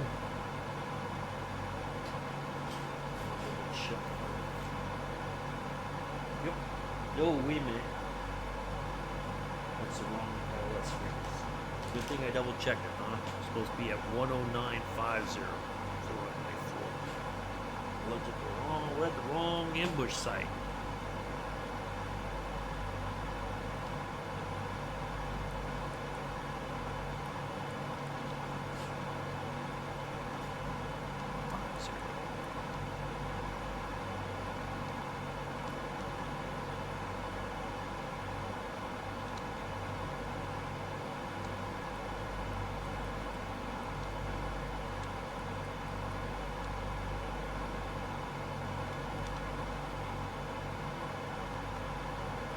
Good thing I double checked it, huh? But we'll do the predictions here in a little bit. Get a little bit closer. Then we'll start landing predictions. Or we can do it now. I bet that should cover the rest of the time of the flight. Yeah, sure, why not? Let's do it.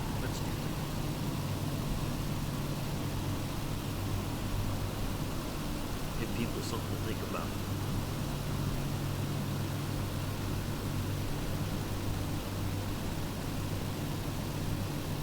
All right, there we go. Predictions are up.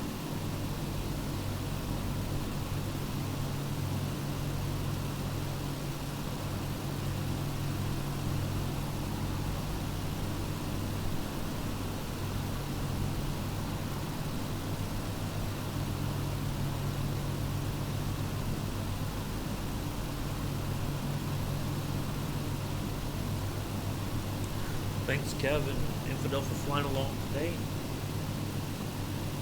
Appreciate it.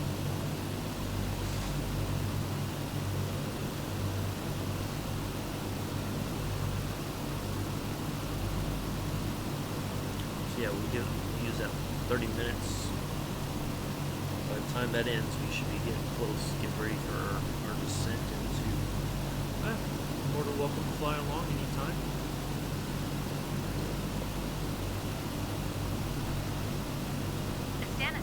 Flying Bull 6. Request clearance to transition Charlie airspace. Yep. The Flying Bull 6 Astana Center. Cleared Right through there. the Charlie airspace. Uh-huh. Cleared through Charlie airspace, the Flying Bull 6. Another airport there. That's a pretty decent sized airport.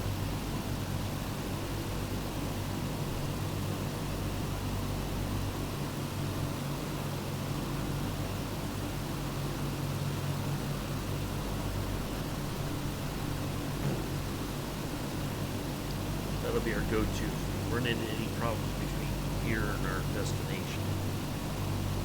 And there, that's got a pretty good sized runway.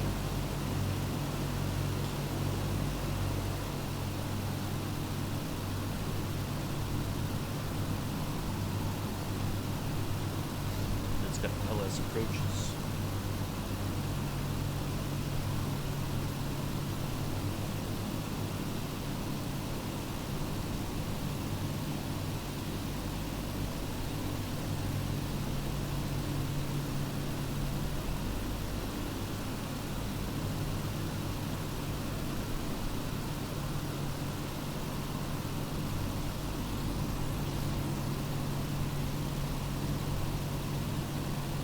Thanks for putting up with you.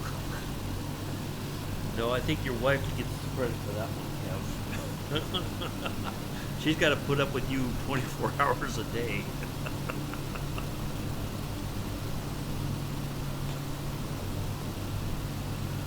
Well, except when you're at work, but still.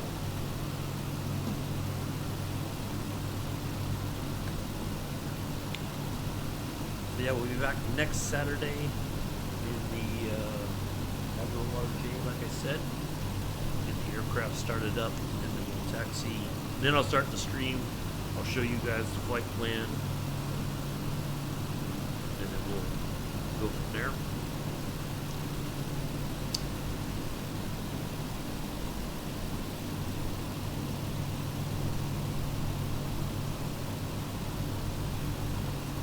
The cool thing is I can, if I want to create the flight plan in SimBrief, I can port it over into Navigraph charts, and it will show all the same information. So we'll just show that, because I'd have to like put it together in the little nav map. And sometimes that can be a bit of a challenge. Anyway, let me stand up here for a few minutes, take a quick break. I'll be right back.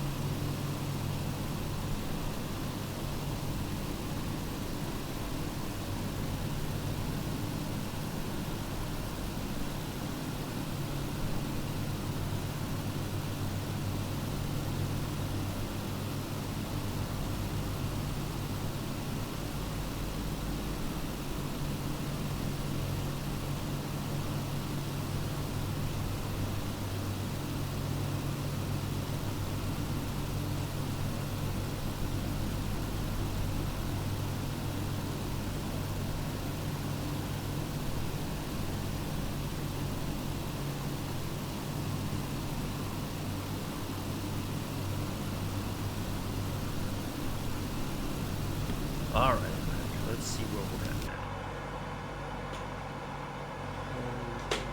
12.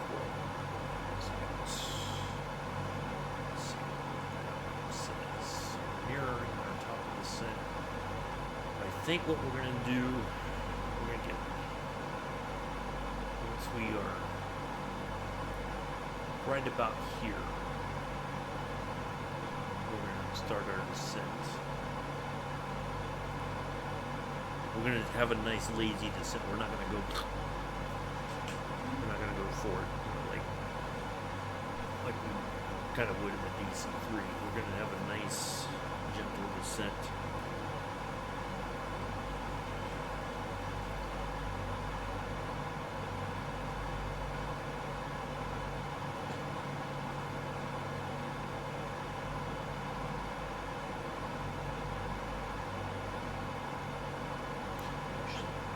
Could change this because this is showing for 14.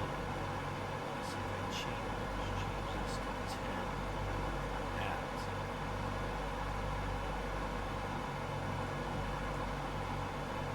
top of the set moves closer.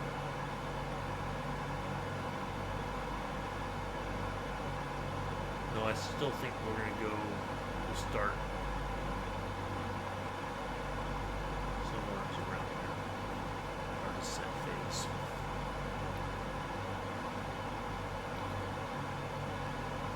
Not quite yet. We'll get a little bit closer.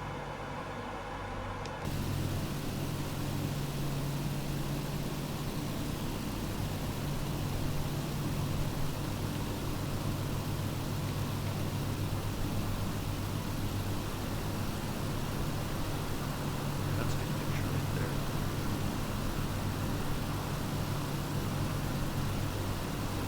Get a group photo when we get on the ground. Oh, here's a group photo right here. There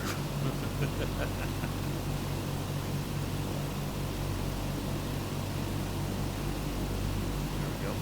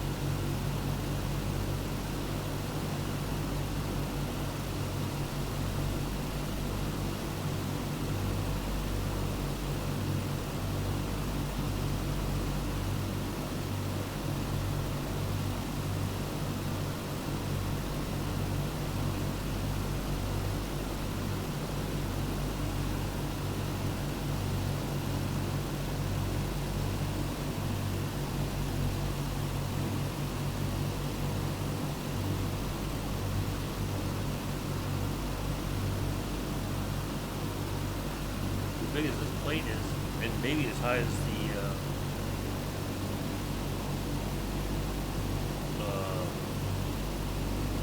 landing gears, both of you might be able to pull up underneath the wings.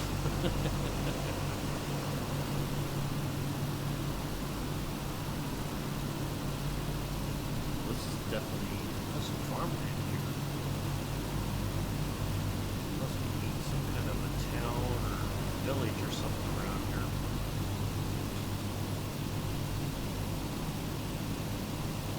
Somebody's taking care of this farmland somewhere. Oh, there we go. There's a little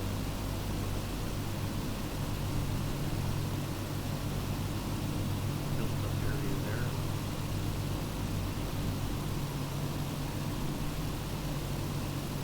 I just have to wonder what they would build or grow here. Crops. Maybe wheat.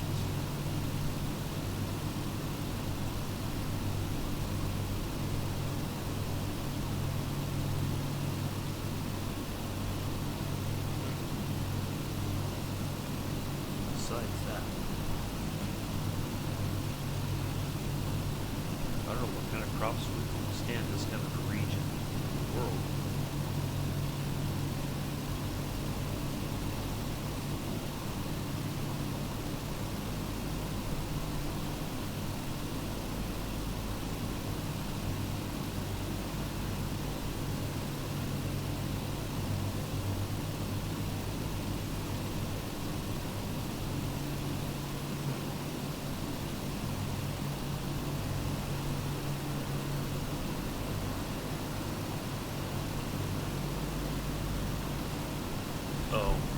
Yeah, I was looking away.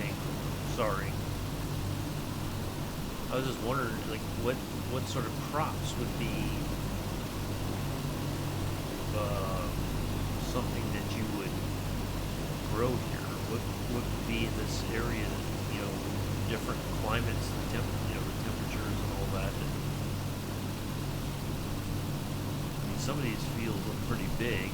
Other, this like this one. Some of these are broken up in thin strips. It seems like. I'm just curious of what sort of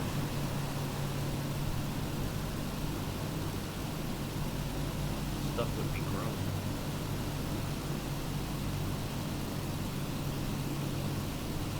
Well, I'm sure there's women here too, Kev.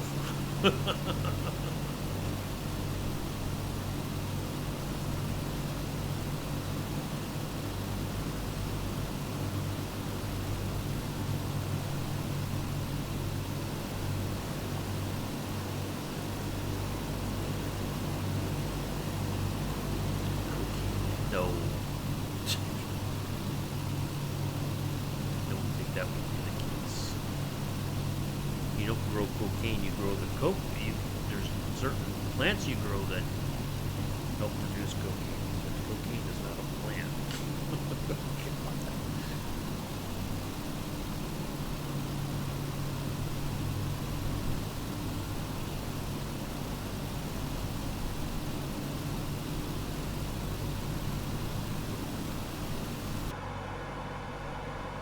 Alright, we're 85 nautical miles out. Let's see, what's the message say?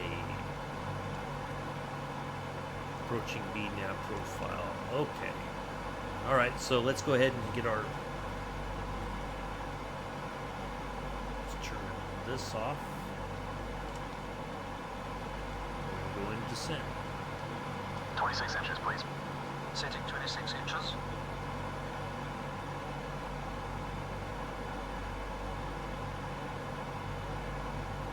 Manifold pressure, that is. 26 inches set. Descent checklist, please. Altimeters and flight instruments cross-checked. Seatbelt signs on. Seats from the On. Engine blowers low. Low. Descent checks are complete. Alright.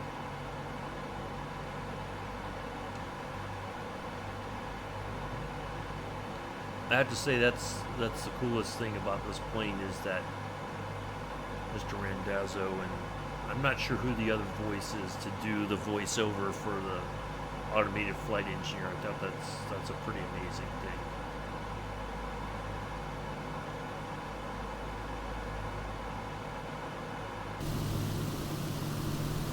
Alright, we're beginning our descent.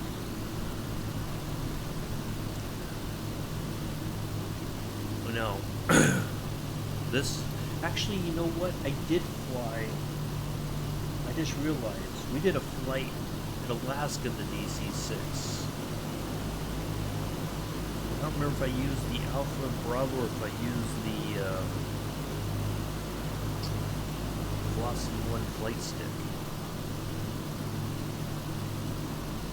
I remember we had a bit of a issue with the ILS approach. There was one area in particular that it did not want to.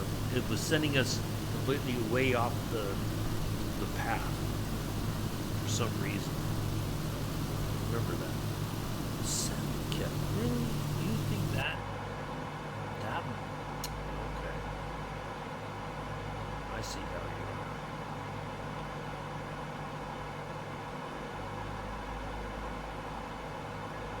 If they'll give me a 6, man.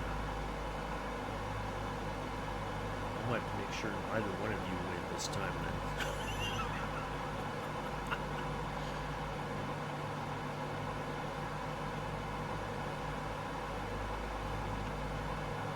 Can't believe it.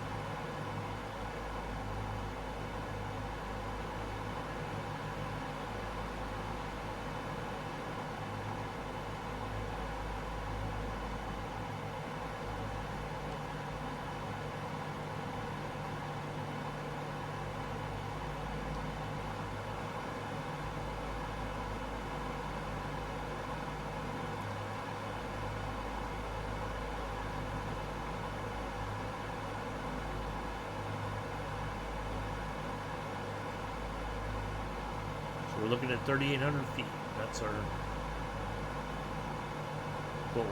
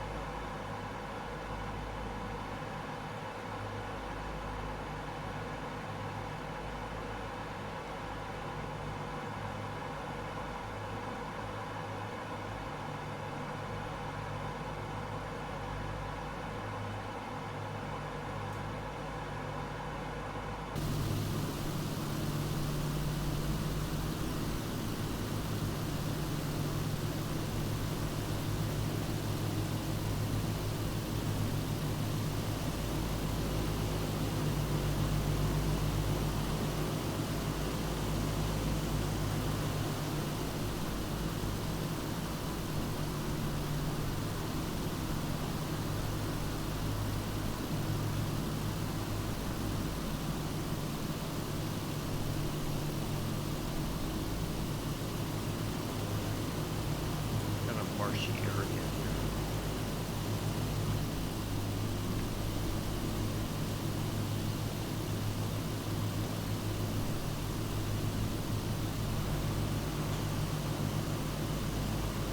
This almost looks like some sort of a dam system.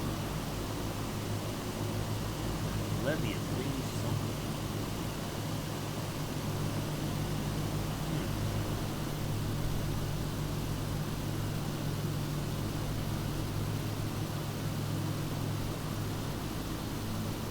I don't think I have that set up, Kev.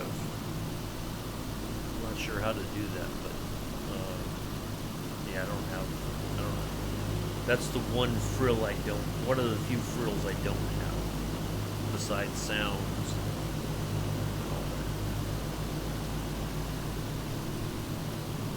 All right, about 10.5 minutes to get your prediction in.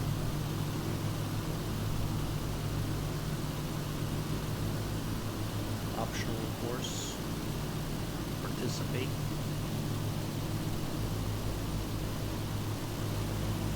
Winner gets a signed bobblehead of Kevin.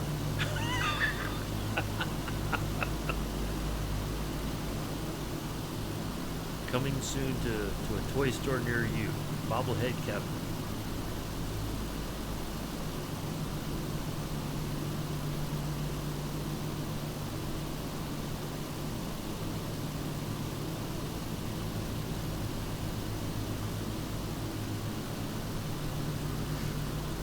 I'll get you.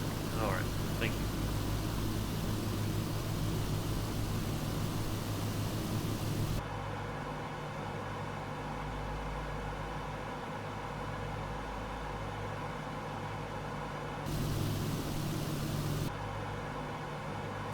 We started our descent a little early.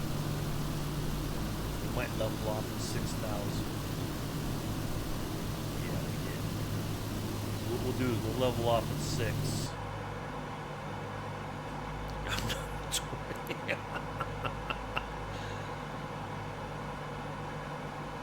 No, but the uptime. What's uptime? I don't know what that is.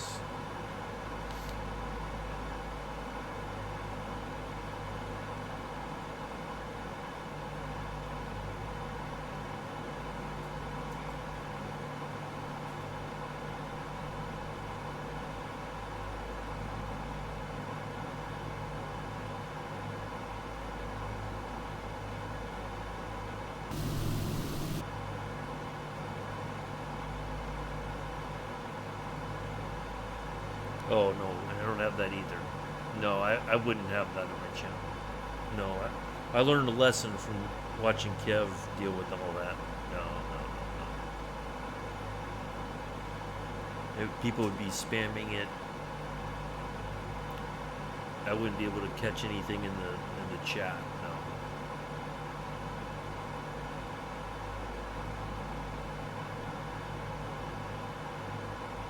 I do want to add sounds, and I do want to add, eventually I want to do a start screen. I did go to that Suno website, and I got a really cool instrumental song that I created using the AI, but I'm a bit reluctant only because it seems like there's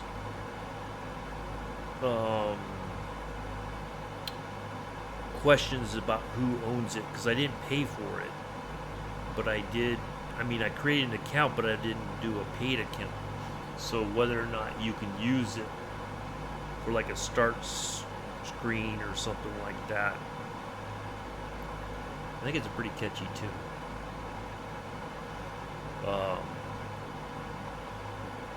But yeah, I want to do that, but I'm a bit reluctant because I don't know how all that's supposed to work, or I don't want to have an issue with copyright stuff. Even though there's no lyrics, it's just an instrumental song that an AI generated. So.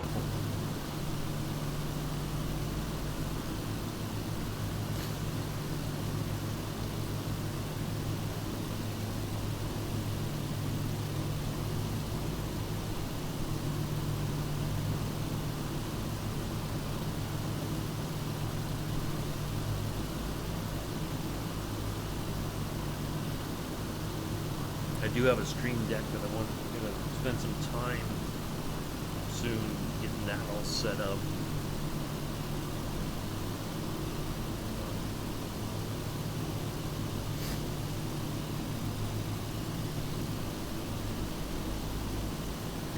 Use it as your name in soon. Oh, okay. See, that's what I thought, but when I looked just to make sure, there seemed to be some question as to who is, legally what's right, what's wrong, that sort of thing.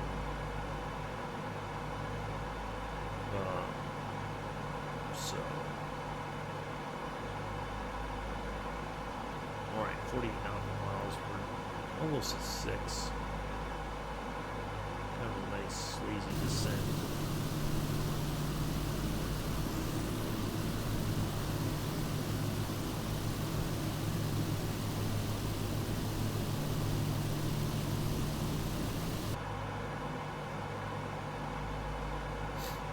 Yeah, I tried like a couple different, I used the free tokens very quickly, I discovered.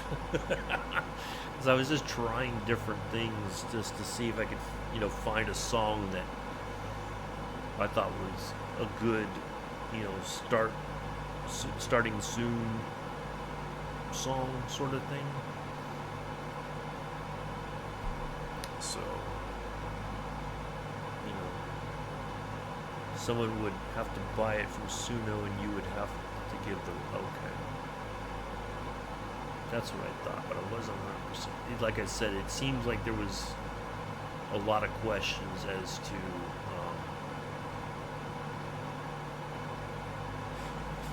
what was legal and what was questionable. 035 degrees is our final heading. We're going to level off here at 6, I think. And get a little bit closer, and then we'll go down to 3,800. Actually, we can go to 4. Yeah, let's just go to 4.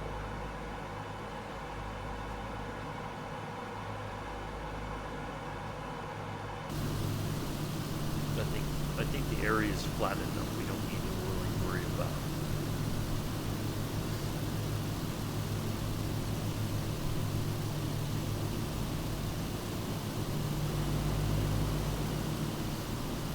All right, 3.5 minutes left on the predictions. Yeah, I did, but there still seem to be some questions, or people were putting out the wrong information, I think, in regards to it. So I don't know if they're trying to detract people from using the website, or they just don't know what they're talking about either.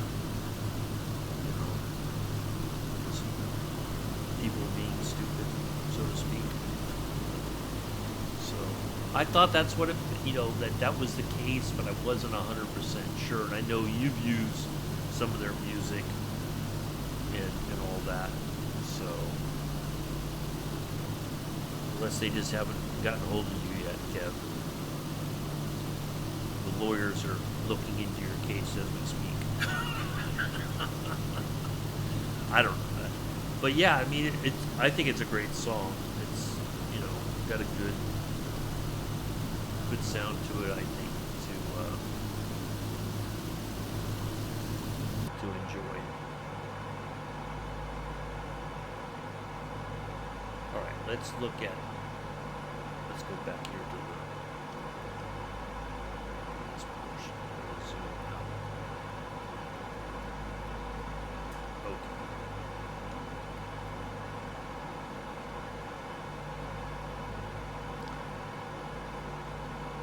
Oh, okay.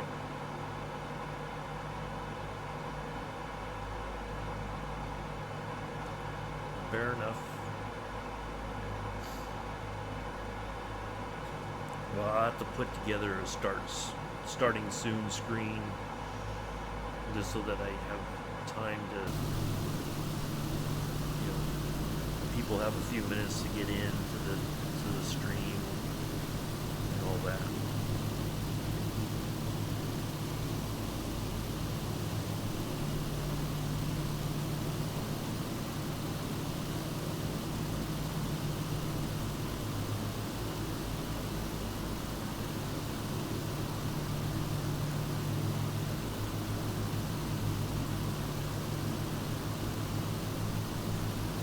Enough fuel to get here. All right. I'll that's just one of those things I got to work on. That's on my to-do list amongst a bunch of other things.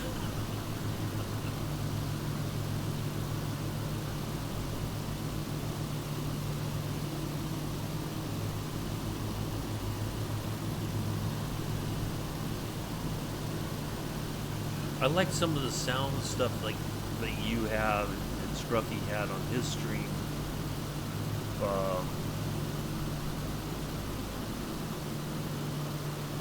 Yeah, if there's a way I could do that. The only problem is having to change that every week. I don't know if that would be feasible, but I can look into something like that possibly. That would be a good feature, I think.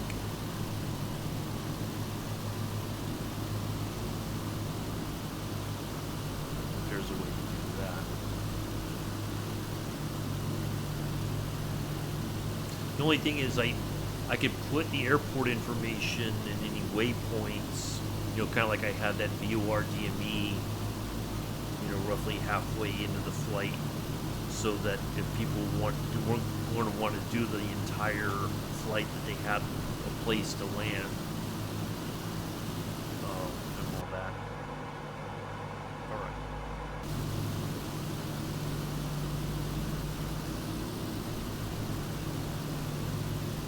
Ooh, see if we can talk to Mickey. Yep, the one on the list. Astana Tower, the Flying Bull 6, is tree 9 miles south 4,800 feet with uniform to land. The Flying Bull 6 Astana Tower. Altimeter 29.88, wind 29.6 at tree. Make left base runway 04. Fly left base runway 0 for the Flying Bull 6. We're not doing left base. We're going for the ILS approach.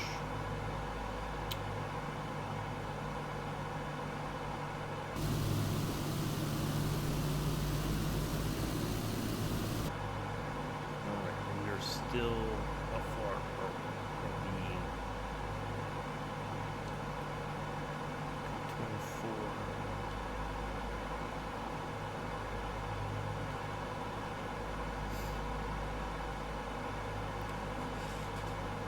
24. I could try to do that. I think there's a way to do it through little nav map.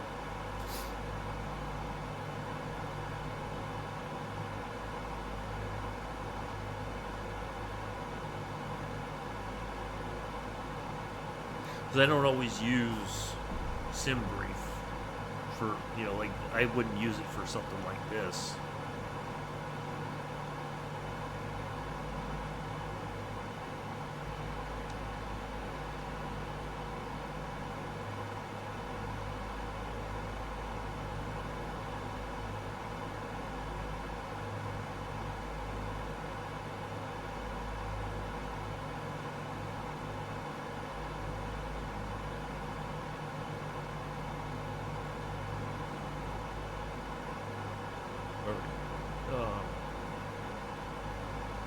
Alright, the predictions are over. If you didn't get it in, you can always try again next week. We got ads coming in about 8. Get in the sim that saves. See, we can put the file in Discord. Easy. I just usually, that's why I put the root command. It's already right there. That's why I have a root command. And because I don't, when I fly the 737s, for instance, the flight plan is going to be different if you create it using the in-sim flight planner. You know, our routes are going to be different, for instance. So.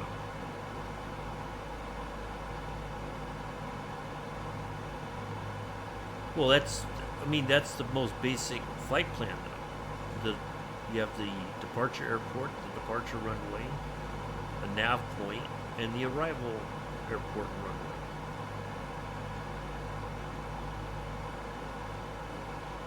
You know, it's like that scene in what's it called? James Bond movie.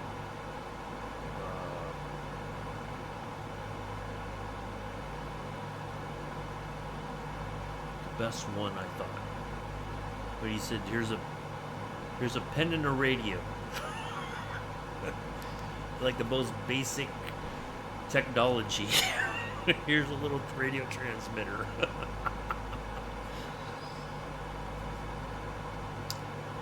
Skyfall, that's the name. I just remember.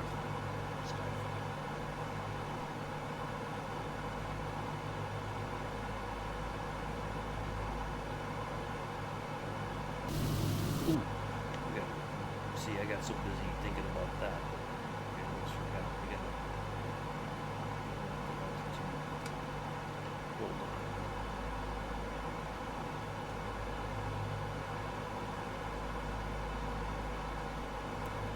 Always fly different route. Yeah. Because I create a flight plan in SimBrief. So it gives me a different route than what you would normally fly.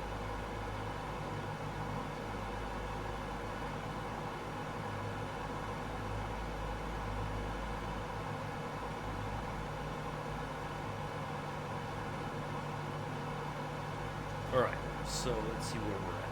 Let's pull this up. So we're here. Getting ready to intercept there. I think once we get to Almaty, then we'll hit the in range. Actually, we can go probably do that now. Cooling turbine. Normal. Fuel booster pumps.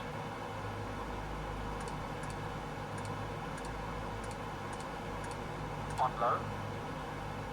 Fuel tank selectors. Mains on, crossfeed off. Hydraulic bypass valve. Down. No smoking signs. On. In-range checks complete. All right.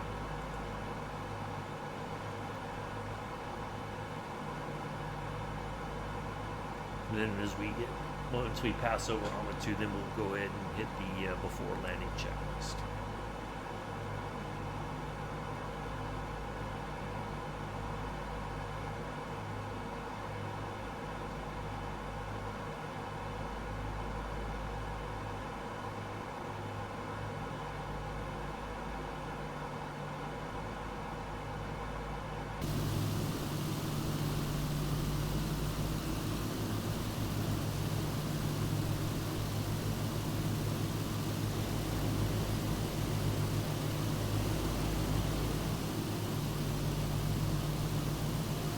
see runway lights. Alright, let's just go ahead. Flaps 20. Setting flaps 20.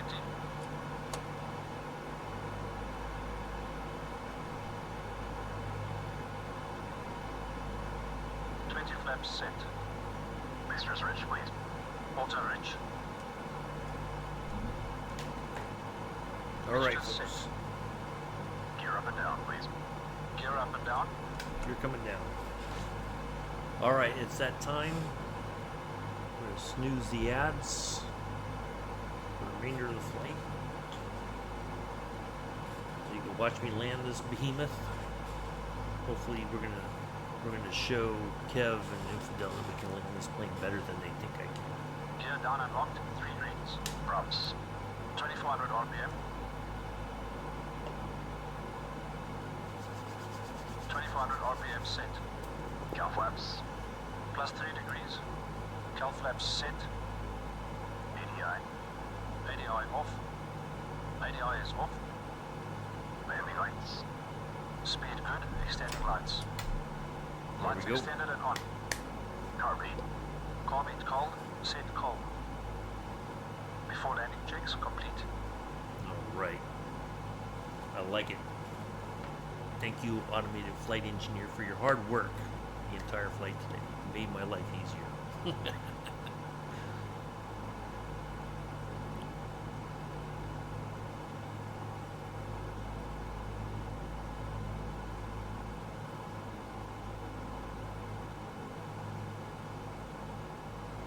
Double check our frequencies real quick before we 195. 195 should be it. 195 and 195.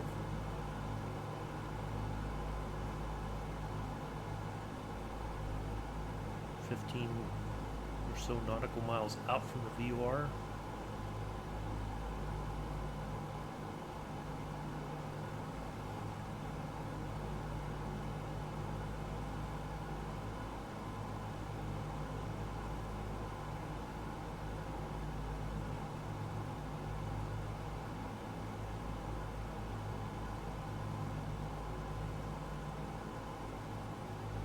Picking up the signal.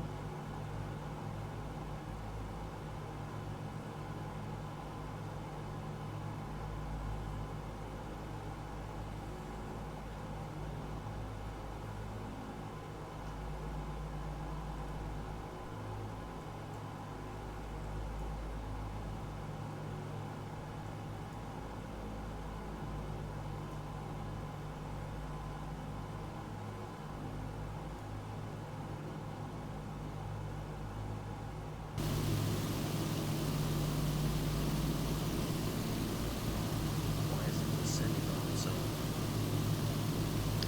It's not very...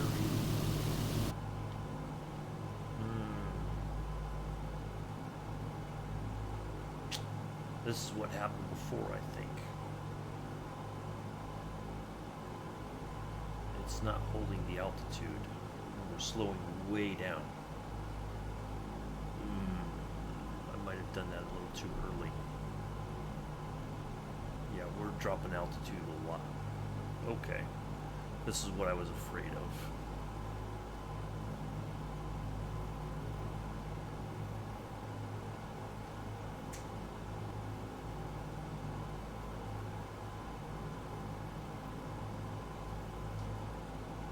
Yeah, see, it's not keeping that 3,800 feet.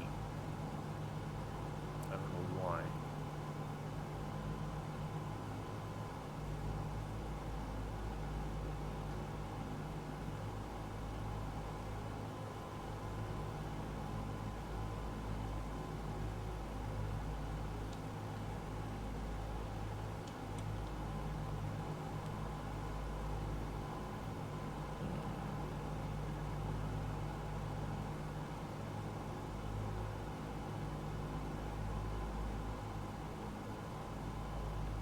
Yeah, see, it's like all over the place.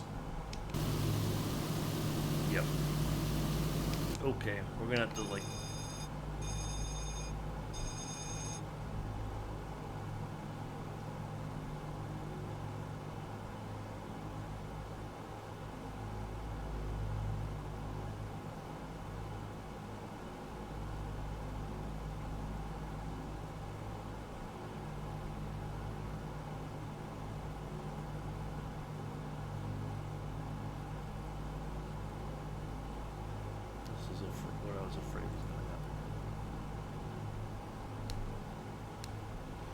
we are way low. Way, way low. We're not catching any altitude.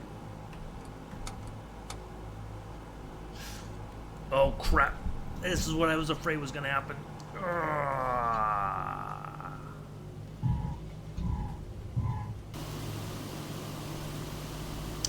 Yep. I had a feeling this is what was going to happen.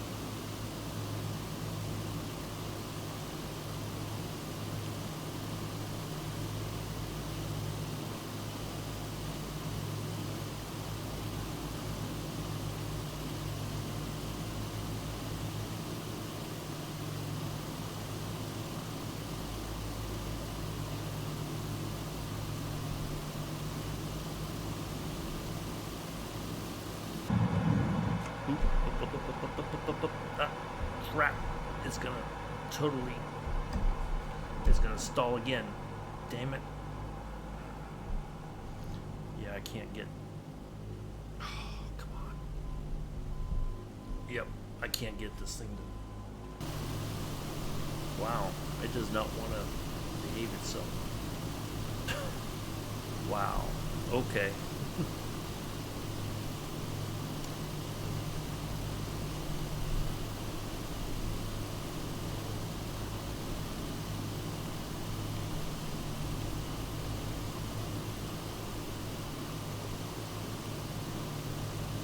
See, the trim's like way out of whack.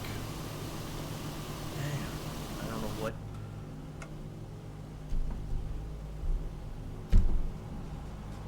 I can't get the.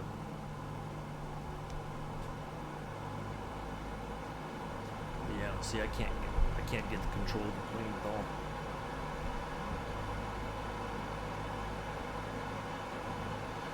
That means I can't. I don't know. It's like it didn't want to hold the altitude at all for the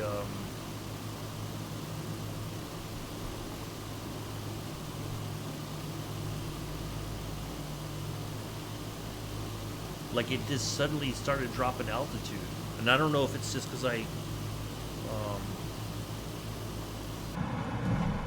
see, like it noses way up. I can't get it to, like the trim is just set so ridiculously high that I can't get it to, see, it just noses way up and it just climbs and then it just stalls. See, I can't, yeah, see, it's like it's all over the place. That, I don't know why that is, but it's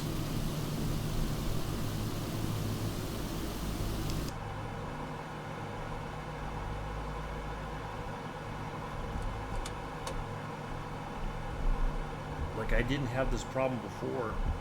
It's just, it doesn't, it's something with the, I think it's something with the Alpha and Bravo, quite honestly.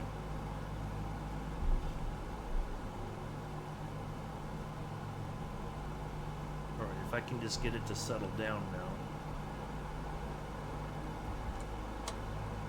We're just gonna, okay, I might be able to get a landing out of this now.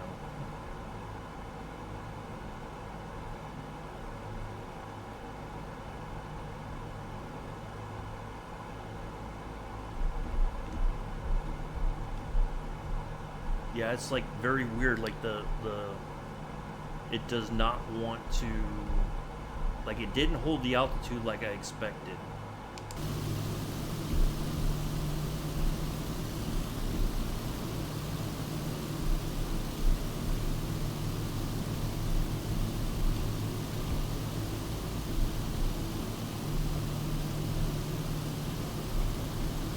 It's very strange.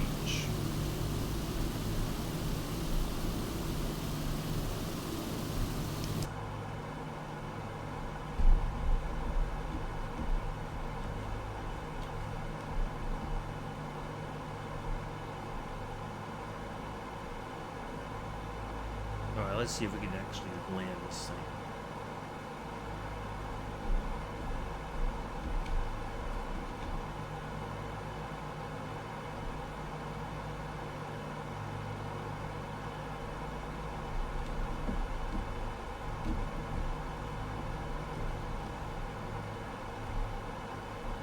yeah, it just like it lost.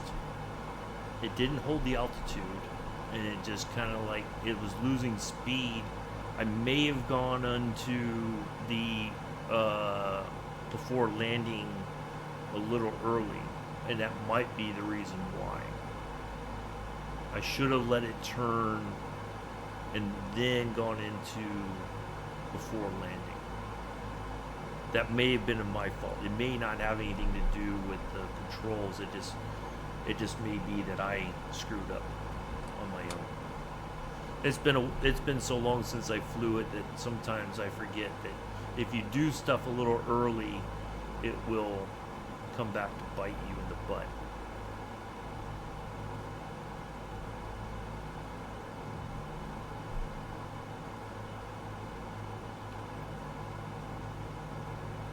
I think that's what it was. And kind of in retrospect, I think that's what created the problem. I should have just let it turn onto the final approach. And then did all that. I think that's what it was. The Flying Bulls 6-wind calm cleared to land runway 04. Negative 12.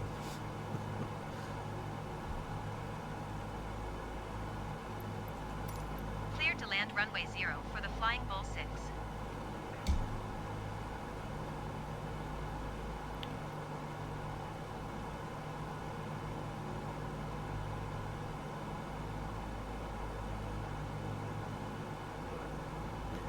Unfortunately, I'm gonna have to let that crash stand. A couple crashes. Just, man. I think it was just pilot error, to be honest.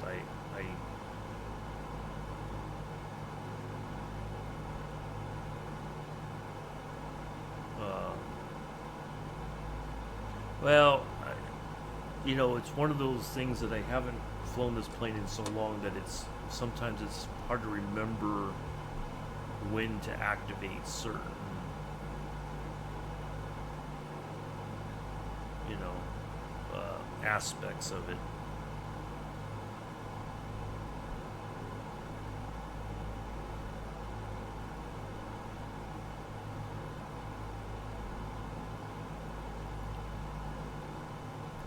Not quite the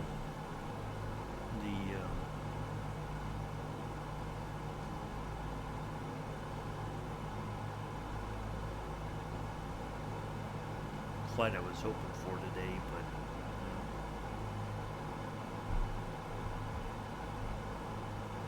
let's see if at least I can pull off a decent landing here.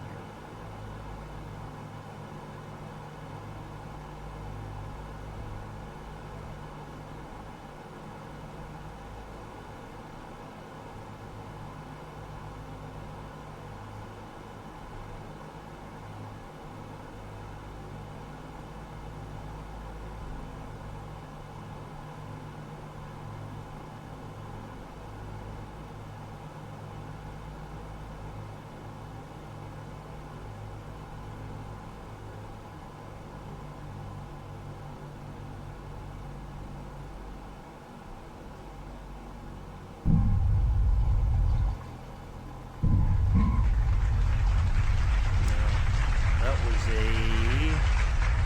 129.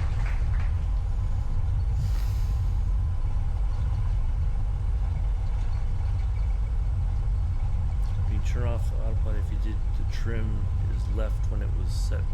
I think so, but I think part of it too was just the fact that using the automated flight engineer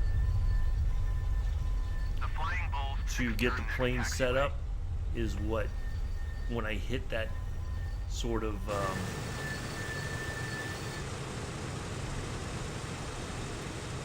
when I use the automated flight engineer for that, that's what I should have waited till we were on final to hit that.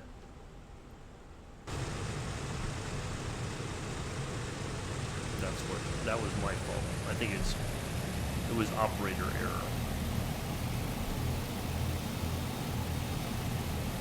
The Flying Bulls 6 turn next taxiway. But I take solace in the knowledge that had I The Flying Bull 6 contact ground on 11. had I made it and gotten that 129, I still would have done better than either of you predicted. So you wouldn't have won. So. All right, let me just get a picture here real quick.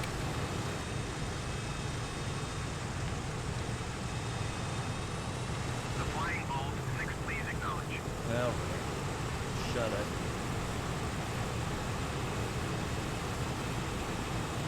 I don't know what yeah, I think that's what it was. In retrospect, I should have. I had the Flying same Bull 6 acknowledge. Last transmission. issue in one of the flights going into 119.6, the Flying Bull 6. at a flight Goodbye. up in Alaska, and the same thing happened. Astana ground, the Flying Bull That, 6 request taxi to the gate. The Flying Bull 6 taxi to Gate Tree via Taxiway Alpha.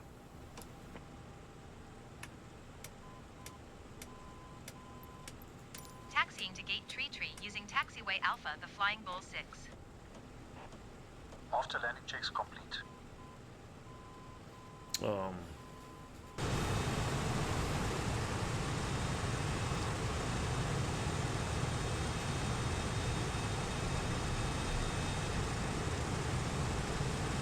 See you, Infidel. Thanks for flying along. Thanks again, Kev. Appreciate you being here. Thank you again, everybody. Sorry it wasn't the quite the landing that we were hoping for, but oh, let me, I guess, I want to use the outcome from the actual landing.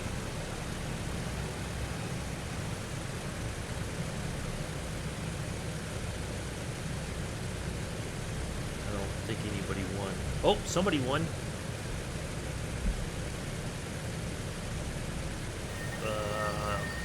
Goes to somebody guessed it. Oh, Kev did.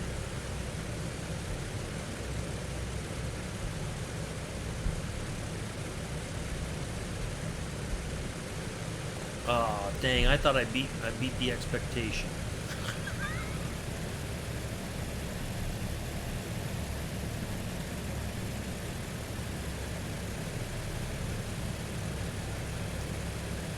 Dang. Well, I'm gonna go taxi to this gate. We'll wrap things up. I gotta look at it. I think hopefully we got the Kazakhstan flag out of that vest somehow.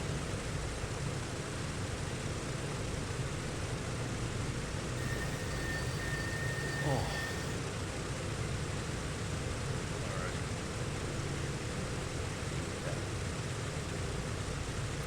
Unfortunately, I gotta let one of those stand.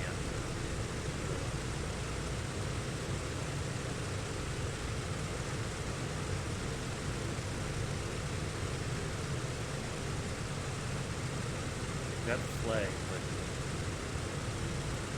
dang. Yeah, the first crash was 1,421. I'm gonna let that stand. It is what it is, but can't do nothing about it. It was pilot error, clearly.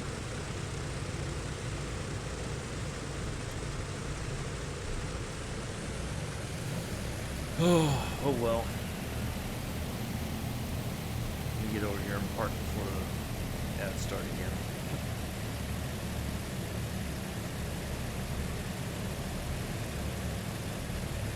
You know, pilot error will ruin it every time.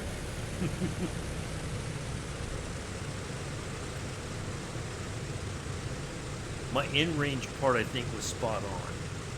It was just the before landing, I was trying to remember when to engage that aspect of the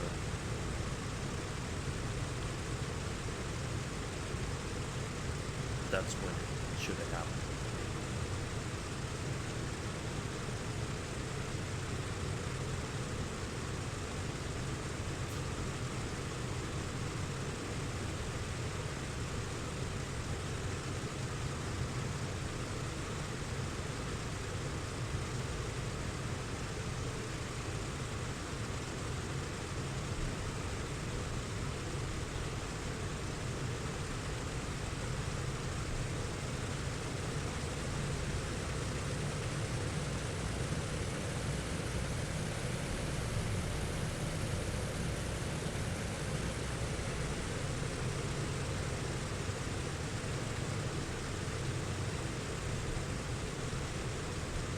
Well, that's a heck of a way to board the plane, huh? Look at that. Go right through the...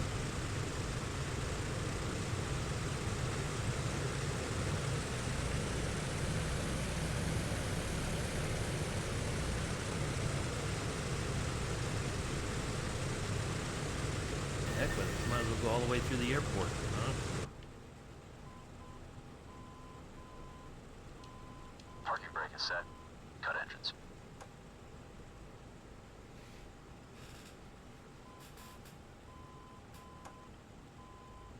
Alright, now that we're on the ground, let's just see real quick before I go.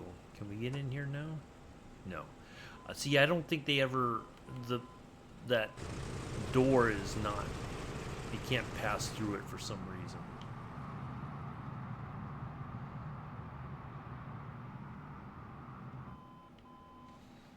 And then we can go to...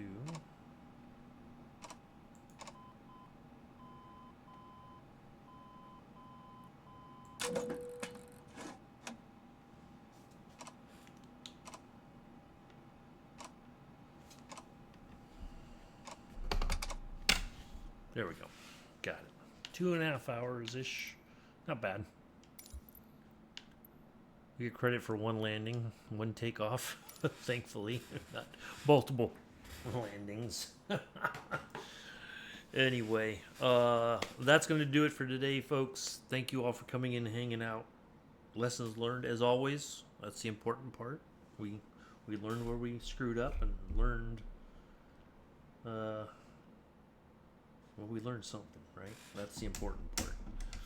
Be back next Saturday in the Avro RJ. Hopefully nothing this severe. 225. So, yeah, about the same. You got there before I did, although I had all those hiccups. So, I probably would have been around the same if I hadn't had that fiasco, Kev. We'll be back to next Saturday, Avro RJ. I will be flying with Kev later today. Do give him a follow if you haven't already. I'll be in the Tiger Moth and all that. So, yeah, that's what we got coming up.